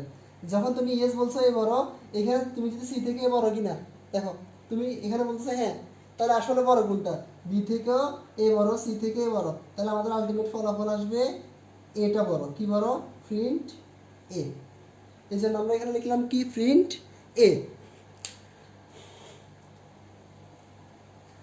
তারপর দেখো এখানে দেখো বি থেকে এ বড় কিনা তুমি জিজ্ঞেস করছো, প্রথম উত্তর দিয়ে আসছো কি এ বড়, যদি বলো যে না এ বড় না, তাহলে এ যদি বড় না হয় তাহলে বড় কি, বি বড়, তার মানে কি বড়, বি বড়, তাহলে এ থেকে বিটা বড়, তাহলে আমরা ধরে নিচ্ছি কি এখন, বি থেকে এ বড় কিনা, তুমি বলছো না বড় না, বি থেকে এ বড় না, এ বড় না, তাহলে এ না হলে তাহলে কে বড়, দুইজন আছে, তাহলে বি বড়, তাহলে কি বড়, বি বড়, তাহলে এ থেকে বিটা বড়।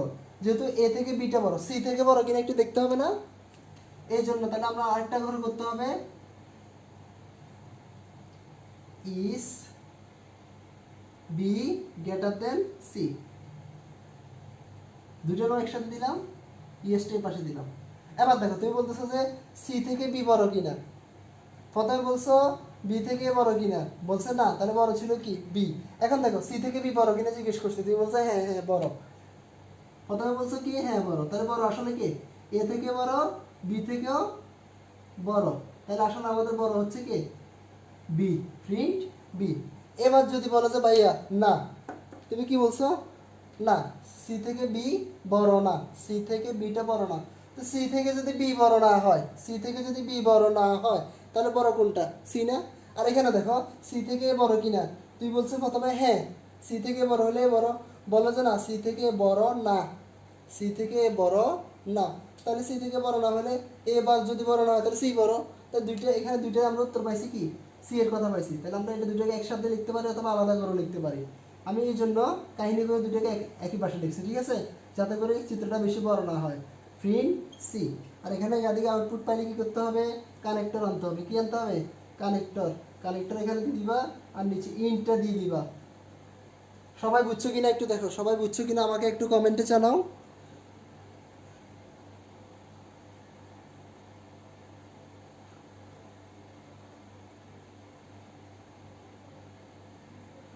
ঋতুয়ালা বলতেছে ভাই এভাবে আসলে একভাবে লেখা যাবে কি না, তুমি যদি দুইটাকে একই বক্সের মধ্যে লিখো তখন তোমার কম্পেয়ার করতে, তুলনা করতে একটু ঝামেলা হবে, ঠিক আছে, দুইটাকে একসাথে লিখলে তোমার ঝামেলাটা তৈরি হবে, ঠিক আছে। তখন তুমি আসলে তুমি নিজেই কনফিউশনের মধ্যে পড়ে যাবা। প্রথমে ইয়েস যদি লেখো বি থেকে এ বড় কিনা, সি থেকে এ বড় কিনা, হ্যাঁ এ বড়, যদি না হয় তখন তুমি প্রিন্ট আবার কাহিনী করতে হবে, তখন আবার দুইটা বক্স লিখে লিখতে পারবা কিন্তু তোমার জন্য একটু ঝামেলার মনে হবে, ঠিক আছে। লিখা যাবে, কোনো সমস্যা নাই, কিন্তু তুমি তোমার জন্য একটু ঝামেলা পাইতে হবে। সবাই বুঝছো কিনা দেখো। এখন দেখো তিনটা সংখ্যার মধ্যে যদি সবচেয়ে ছোট সংখ্যা বলে, সবচেয়ে ছোট বলে, তখন আমরা কি করব, সবচেয়ে ছোট বলে তখন কি করব, তখন জাস্ট আমাদের কাজটা কি জানো, এই গ্রেটার দেন চিহ্নটাকে, তখন এই গ্রেটার দেন চিহ্নটাকে আমরা সবগুলোতে কি বানাই দিব, লেস দেন বানাই দিব, সবগুলোতে কি বানাই দিব, লেস দেন। তাহলে আমাদের ছোট সংখ্যাটা বের হয়ে যাবে, আর ঝামেলা করার তখন আর ঝামেলা করার প্রয়োজন হবে না। দেখো সবাই বুঝছো কিনা কমেন্টে একটু জানাও, প্রয়োজনে আমি আমার বুঝিয়ে দিব। আগেরটার মতো যদি মুছে দিই তাহলে শেষ কিন্তু, তখন আমার এটা অনেক বড়, এটা লিখে কিন্তু অনেক ঝামেলা। তোমরা একটু আমাকে সবাই কমেন্টে একটু জানাও বুঝছো কিনা।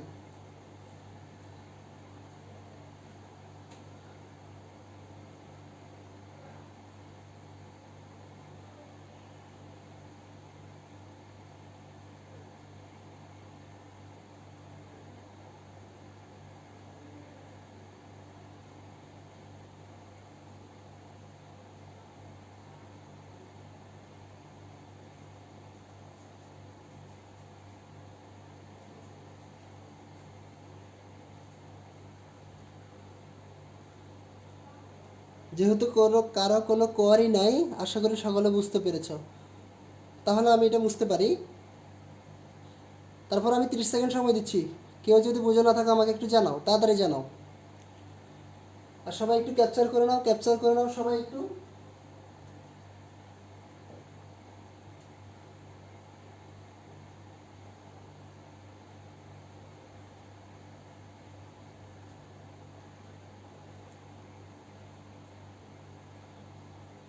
আর যারা যারা আগ্রহী, ক্লাস করতে আগ্রহী, তাদেরকে একটু মেনশন করে দাও, শেয়ার করে দাও।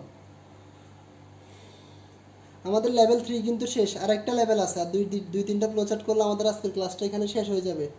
আমাদের হাতে আর 15 মিনিট সময় আছে, 15 মিনিটের মধ্যে আশা করি 3টা শেষ করব। আশা করি সকলে বুঝতে পেরেছ। ধন্যবাদ সবাইকে।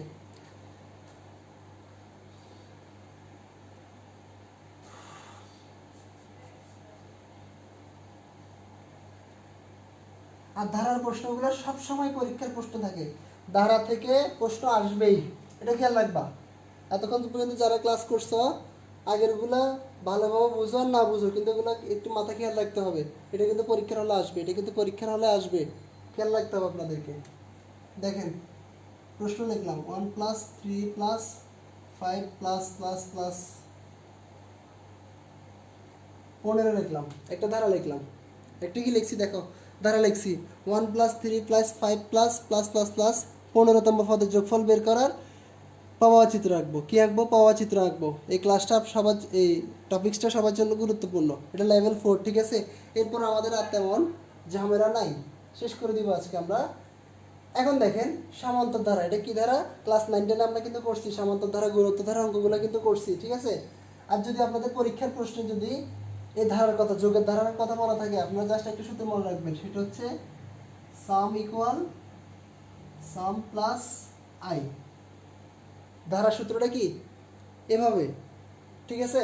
জাস্ট আমরা ধারাটা কী পাবো? প্রথম পদের সাথে পরের পদ যোগ করবো, এই যে যোগফলটা পাবো তার সাথে তার পরের পদ যোগ করবো, এভাবে যোগ করতে করতে করতে করতে 15 পর্যন্ত যদি আমরা যোগ করে ফেলি, তাহলে আমরা আমাদের আলটিমেট রেজাল্টটা কিন্তু পেয়ে যাবো, আলটিমেট রেজাল্টটা কিন্তু পেয়ে যাবো। এখন দেখো, শুরু করলাম, স্টার্ট। শুরু করলে কি দিতে হয়? স্টার্ট। তারপর দেখো,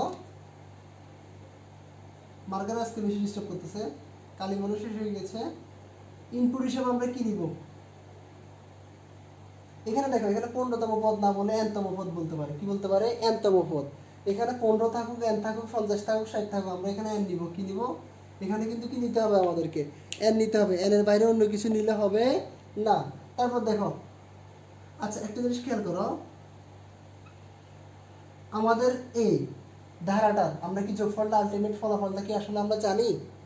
1 সাথে 3 যোগ করলে, 3-এর সাথে 5 যোগ করলে যে ফলাফলটা পাবো, তার সাথে যদি আমরা 7, দেখো প্রত্যেকবার 1-এর সাথে 2 যোগ করলে 3 আসতেছে, 3-এর সাথে 2 যোগ করলে 5, ধারাটা 2 করে বাড়তেছে না? বাড়তে বাড়তে nতম পদ পর্যন্ত যোগ করলে আসলে আমরা ফলাফল কিছুই পাবো। সাপোজ এখানে 50 আছে, প্রাথমিক অবস্থায় কিন্তু আমরা ফলাফলটা পাইতেছি না, যদি এখানে মান দিই তাহলে কিন্তু আমরা ফলাফলটা পাবো। এই জন্য প্রাথমিক অবস্থা আমরা ধরে নিব আমাদের যে যোগফলটা আছে, আমাদের কি আছে, সরি কালিটা শেষ হয়ে গেছে, ওই যোগফলটা সামটা, যোগফলটা 0 ধরে নিব। কি ধরে নিব? যোগফলটা প্রাথমিক অবস্থায় কি ধরে নিব? 0 ধরে নিব। আর আমাদের ধারাটা শুরু হয়েছে কোত্থেকে? আই, এই 1 থেকে, সরি 1 থেকে শুরু হয়েছে। এখানে আই মানে হচ্ছে ইনিশিয়াল ইন্টিজার, আই মানে হচ্ছে কি? ইনিশিয়াল।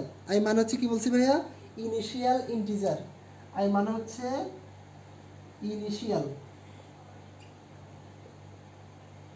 ইন্টিজার, প্রাথমিক পূর্ণ সংখ্যা। ইনিশিয়াল ইন্টিজার মানে হচ্ছে প্রাথমিক পূর্ণ সংখ্যা। প্রাথমিক কি? পূর্ণ সংখ্যা। এখন দেখো, এটা যদি প্রাথমিক পূর্ণ সংখ্যা হয়, তাহলে আমাদের প্রাথমিক পূর্ণ সংখ্যাটা কোত্থেকে শুরু হয়েছে? 1 থেকে শুরু হয়েছে। কোত্থেকে শুরু হয়েছে? 1 থেকে শুরু হয়েছে। তাইলে আমরা দেখি,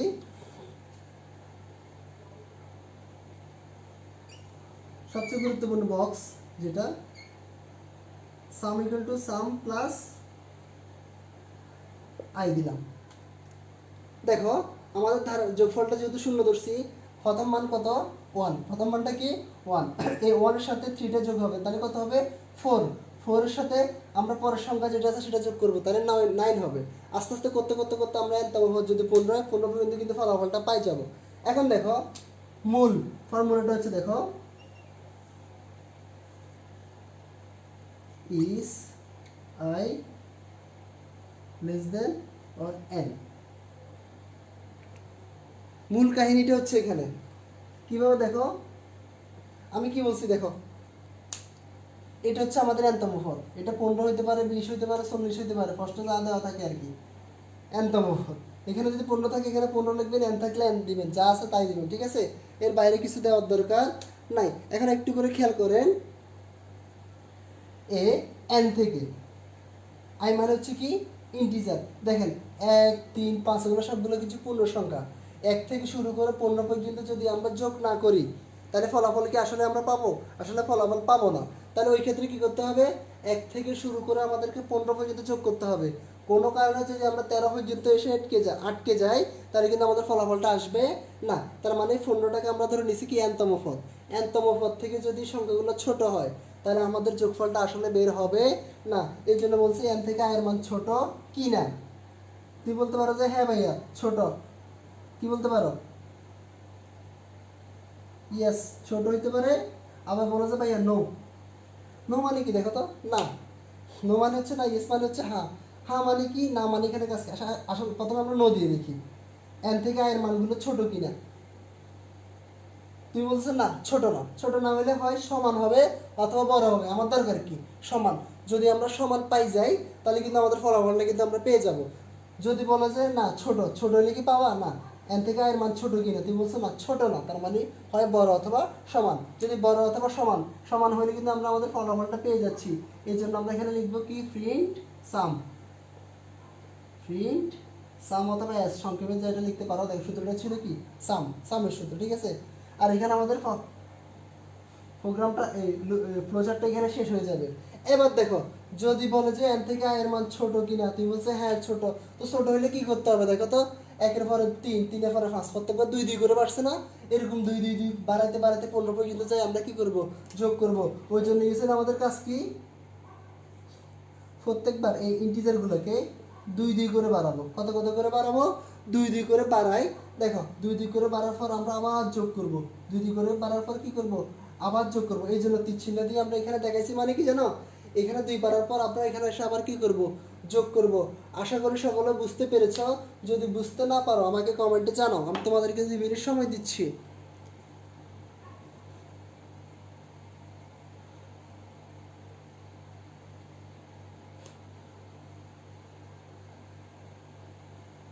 মাঝখানে কি I equal to I plus টুর ঘরটা কি বাদ যাবে না? আমি তো পরে দিয়ে লিখছি, আমি চাইলে মাঝখান দিয়েও লিখতে পারতাম, কোনো সমস্যা নাই, কোনো সমস্যা নাই। আমি নিচে দিয়ে লিখছি দেখো।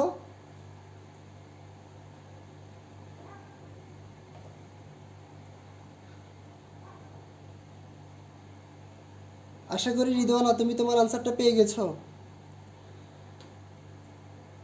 সবাই বুঝছো কিনা একটু আমাকে জানাও, কারণ এটা দিয়ে আমরা আরো 2-3টা করতে পারবো, মিনিমাম আরো 2-3টা করতে পারবো সেম প্রশ্ন দিয়ে, সেম ক্যাটাগরি দিয়ে, ঠিক আছে। জাস্ট প্রশ্নটা জাস্ট কিভাবে করবে ওরা, কিভাবে পরিবর্তন করবো সেটা দেখাই দিব, ঠিক আছে।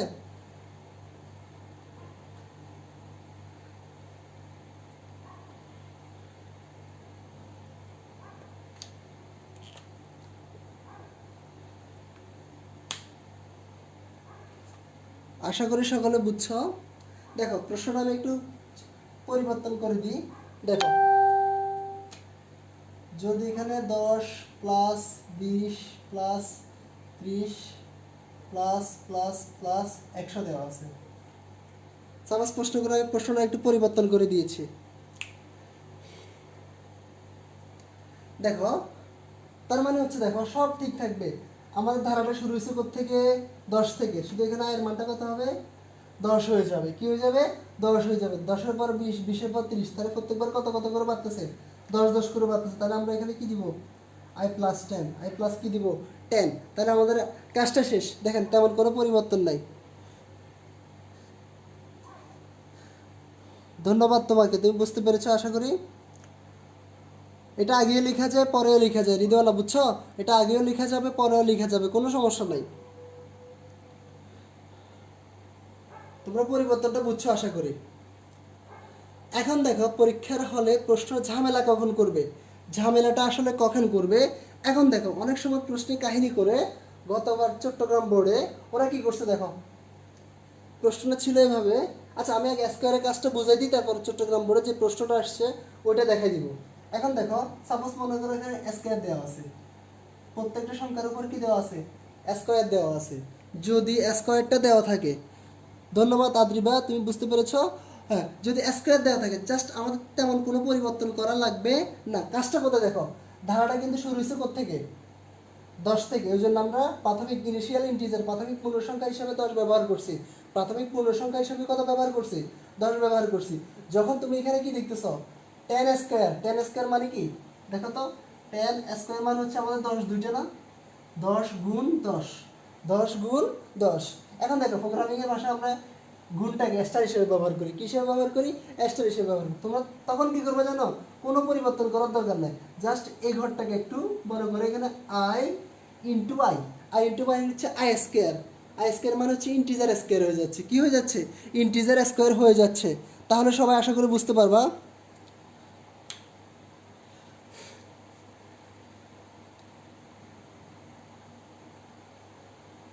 আর ফ্লোচার্টগুলো অনেকভাবে করা যায়, ফ্লোচার্টগুলো অনেকভাবে দেখবা যে এক এক বইতে এক এক রকম। ঠিক আছে, গাইডে যখন তুমি ফলো করবে দেখবে যে এক এক জায়গায় এক এক রকম। আমি আমার একটা জাস্ট একটা বই ফলো করতেছি, তোমরা চাইলে আমারটা ফলো করতে পারো, অথবা তোমাদের কাছে যেটা ভালো লাগে সেটা তোমরা চাইলে ফলো করতে পারো। অনেকে মাঝখানে কানেক্টর দেয়, মানে মাঝখানে কানেক্টর ব্যবহার করে এটাকে আরো অনেক বড় করতে চায়, তোমরা চাইলে কানেক্টর ব্যবহার করতে পারো, আমার কোনো সমস্যা নেই। হৃদয়না বলতেছে ভাইয়া আরেকটা পরিবর্তন। হ্যাঁ তুমি বলতেছো, আমি তো তোমাকে একটু প্রথমেই বলেছিলাম এখানে যে এনটা দেওয়া আছে, এখানে যে এনটা দেওয়া আছে ওই জায়গায় তুমি এন রাখতে পারো, অথবা এখানে যে ভ্যালুটা দেওয়া থাকবে, এখানে যে ভ্যালুটা দেওয়া থাকবে ওই ভ্যালুটা এখানে ব্যবহার করতে পারো, কোনো সমস্যা নেই। এনতম পদের মানটা এখানে দেওয়া থাকলে দিবা, না থাকলে কোনো সমস্যা নেই। যেহেতু এখন দেওয়া আছে, এখন প্রশ্ন দেওয়া আছে, চাইলে দিতে পারো, না চাইলে কোনো, না দিলে কোনো সমস্যা নাই।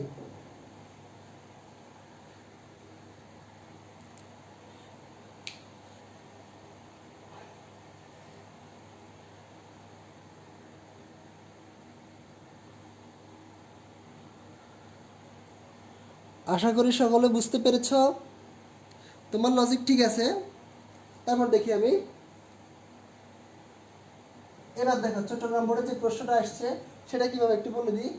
প্রশ্নটা দিছিল এখানে 80 square, 70 square, 60 square, plus plus plus 10 square. ওরা প্রশ্নটা ঠিক এভাবেই দিয়েছিল, ওরা প্রশ্নটা ঠিক এভাবেই দিয়েছিল, ঠিক আছে। এখন দেখো, তাহলে আগের মতো আমরা দেখি, আমার ধারাটা শুরু হয়েছে কোত্থেকে, 80 থেকে। ধারাটা শুরু হয়েছে কোত্থেকে, 80 থেকে ধারাটা শুরু হয়েছে, ওই জন্য 80 দিছি। দেখো এখন দেখো একটা জিনিস খেয়াল করো, 80-র পর কত হয়েছে 70, 70-এর পর কত হয়েছে 60। আস্তে আস্তে দেখো মানটা কিন্তু আস্তে আস্তে কমে যাচ্ছে, মানটা কিন্তু আস্তে আস্তে 10 কমে যাচ্ছে। তখন আমরা i+10 না লিখে, তখন আমরা আমাদেরকে লিখতে হবে কি, তখন কি লিখতে হবে বলো তো, সরি, তখন আমাদের লিখতে হবে i-10। তখন আমাদের কি লিখতে হবে i-10। তখন দেখো এখানে যেহেতু n-তম পদের মান দেওয়া আছে 10, তাহলে আমরা এখানে 10 লিখবো। কি লিখবো, 10 লিখবো। এখন দেখো আমরা কি সাম ইকুয়াল টু সাম প্লাস কি দিছিলাম, i দিছিলাম। প্রত্যেকবার দেখো ভ্যালুটা বাড়ছে, যোগ হয়েছে। এখন দেখো উল্টা কমে যাচ্ছে, কমে কমে দেখো 80-এর পর 70, 70-এর পর 60। ওই জন্য আমরা এখানে মাইনাস চিহ্ন ব্যবহার করবো। কি ব্যবহার করবো, মাইনাস, ঠিক আছে। এখানে আমরা মাইনাস চিহ্ন ব্যবহার করবো। আমি একটু মুছে আবার সুন্দর করে লিখে দিই, minus I into I. Just পার্থক্যটা এই জায়গায়, আমাদের জাস্ট পার্থক্যটা এই জায়গায়। আশা করি সকলে বুঝতে পেরেছ, আশা করি সকলে বুঝতে পেরেছ। আর তোমাদের যদি তারপরে কোনো জিজ্ঞাসা থাকে পরবর্তী ক্লাসে আবার তোমরা আমাকে করতে পারো, পরবর্তী ক্লাসে তোমরা আবার জিজ্ঞাসাটা করতে পারো। হ্যাঁ তোমার ঠিক আছে। এবার i-10, কারণ হচ্ছে 10 কমতেছে, এই জন্য আমরা এখানে কি নিচে কি লিখছি, নিচে কি লিখতে হবে, i-10টা কিন্তু নিচে লিখছি, ঠিক আছে।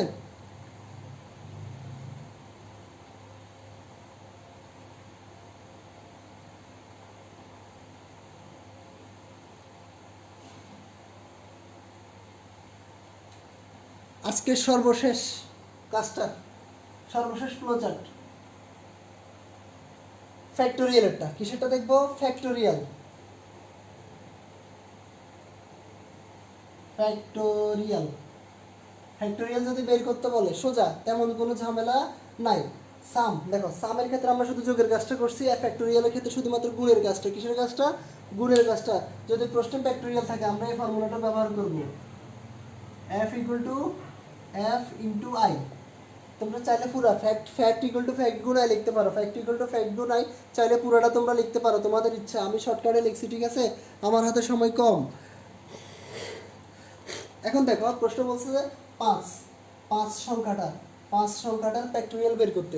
কি বের করতে বলছে, 5 সংখ্যাটার ফ্যাক্টোরিয়াল মান বের করতে বলছে। যদি 5 সংখ্যাটার ফ্যাক্টোরিয়াল মান বের করতে হয় তাহলে জাস্ট এই সেম প্যাটার্নে আমরা করতে পারবো, সেম প্যাটার্নে করতে পারবো। এখন দেখো একটা সংখ্যা n মানে হচ্ছে 5, n ইকুয়াল টু 5 চাইলে লিখতে পারো, n ইকুয়াল টু 5 চাইলে লিখতে পারো। আর এখানে ফ্যাক্টের জায়গায়, সামের জায়গায় তোমরা এখানে ফ্যাক্ট লিখবা। এখন দেখো সবসময় মনে রাখবা, যদি 0 ফ্যাক্টোরিয়াল দেওয়া হয়, 0 ফ্যাক্টোরিয়াল দেওয়া হয়, ফির 0 ফ্যাক্টোরিয়াল মান হচ্ছে কি হয়, 0 ফ্যাক্টোরিয়াল মান কখনো 0 হয় না, 1 হয়। 0 ফ্যাক্টোরিয়াল মান সবসময় কি হয়, ওয়ান হয়, তার মানে আমাদের সর্বনিম্ন যে গুণফলটা পাবো সেটা হবে কি ওয়ান। এখন দেখো ফ্যাক্টোরিয়াল আসলে কীভাবে বের করে। সাপোজ আমি এখানে বললাম যে 5 ফ্যাক্টোরিয়াল, 5-এর ফ্যাক্টোরিয়াল মান বের করো। আমার কলমের কালি শেষ, আমার কলমের কালি শেষ। সাপোজ এখানে বলছে 5 ফ্যাক্টোরিয়াল বের করো, তাহলে কীভাবে গুণ করবো জানো? 5 রাখ পর্যন্ত, 1 থেকে শুরু করে যতগুলো সংখ্যা আছে সবগুলো গুণ করব। তাহলে 1 গুণ 2 গুণ 3 গুণ 4 গুণ 5, 5 পর্যন্ত যোগ করলে আমাদের 120 আসবে। ফলাফল কত আসবে? 120 আসবে। আর আমি বলছিলাম 0 ফ্যাক্টোরিয়াল মানও কত আসে? 1 আসে। এই জন্য আমাদের সর্বনিম্ন ধারাটা শুরু হবে কোত্থেকে শুরু হবে? 1 থেকে। এই জন্য আই ইকুয়াল টু কত দিতে হবে? এখানে 1 দিতে হবে। আই ইকুয়াল টু কত দিতে হবে? 1 দিতে হবে। তারপর এই জায়গায় যে ফ্যাক্টোরিয়াল এই সামের সূত্রটা আছে এটা পরিবর্তন, এটা উঠে যাবে। ওটা কি হবে? ফ্যাক্টের সূত্রটা দিয়ে দাও, এফ ইকুয়াল টু এফ গুণ আই। গুণ কেন দিছি বলো তো? গুণ দিছি কারণ হচ্ছে আমাদের ফ্যাক্টোরিয়াল সবসময় কিসের কাজ হয়? গুণের কাজ হয়। ওই জন্য আমরা কি ব্যবহার করছি? গুণ ব্যবহার করছি। আর এখানে আমাদের সর্বশেষ মান কত? 5তম। 1 থেকে শুরু করে 5তম যদি যোগ করতে গুণ করতে হবে। তোমরা এখানে এন দিতে পারো, অথবা যখন আমরা প্রোগ্রামিং করব তখন অবশ্যই কিন্তু এই মানটা ব্যবহার করতে হবে। তখন এই মানটা যদি ব্যবহার না করো তাহলে আমাদের অ্যাকচুয়াল রেজাল্টটা কিন্তু আসবে না। 120 যে রেজাল্টটা, এই রেজাল্টটা কিন্তু কখনো আসবে না। এই জন্য এটা সবসময় এটা কী করতে হবে? প্রোগ্রামিং করার সময় এই মানটা অবশ্যই ব্যবহার করতে হবে। আর দেখো 1-এর পরে 2, 2-এর পরে 3, প্রত্যেকবার কত কত করে বাড়তেছে, 1-1 করে বাড়তেছে না? তাহলে আমরা এখানে কি দিব? I equal to I plus 1, অথবা শুধু আই প্লাস প্লাস দিলে হয়। I equal to I plus 1 যে কথা, শুধু আই প্লাস প্লাস একই কথা, আই প্লাস প্লাস একই কথা কিন্তু, ঠিক আছে?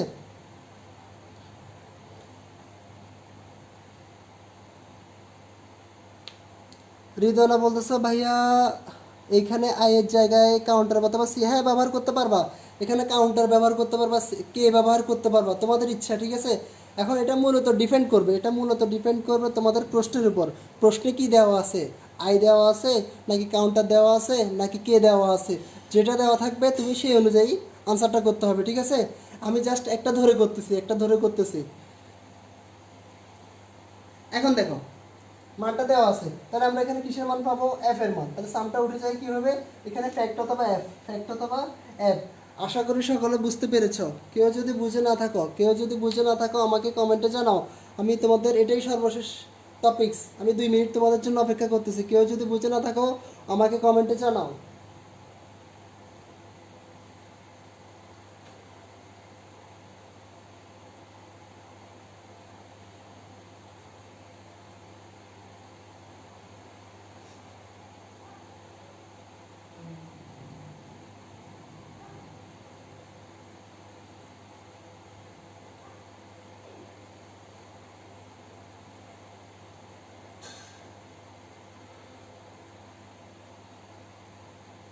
হ্যাঁ, এবার উনি বলতেছে হ্যাঁ বুঝছেন ভাইয়া, ধন্যবাদ সবাইকে। আজকের ক্লাসটা এতটুকুই শেষ। পরবর্তী ক্লাসটাতে আমরা আমার ক্লাসটা আগামীকালও আছে। আগামীকাল আমার ক্লাসটাতে ইনশাল্লাহ প্রোগ্রামিং নিয়ে আলোচনা করব, ঠিক আছে? কালকে ইনশাল্লাহ প্রোগ্রাম শেষ করে দিব। আর পরের ক্লাসে আমরা লুপটা নিয়ে কাজ করব, ঠিক আছে? লুপ ছাড়া বাকি যে কাজগুলো আছে কালকে ইনশাল্লাহ আমরা ওই কাজগুলো শেষ করে ফেলবো। আগামীকালের ক্লাসটা আপনাদের জন্য খুব বেশি গুরুত্বপূর্ণ। কালকের ক্লাসটা 7টা থেকে, ঠিক আছে? সবাইকে অংশগ্রহণ করার জন্য আহ্বান জানাচ্ছি। ধন্যবাদ সবাইকে। আজকের ক্লাসটা এতটুকুই। আল্লাহ হাফিজ।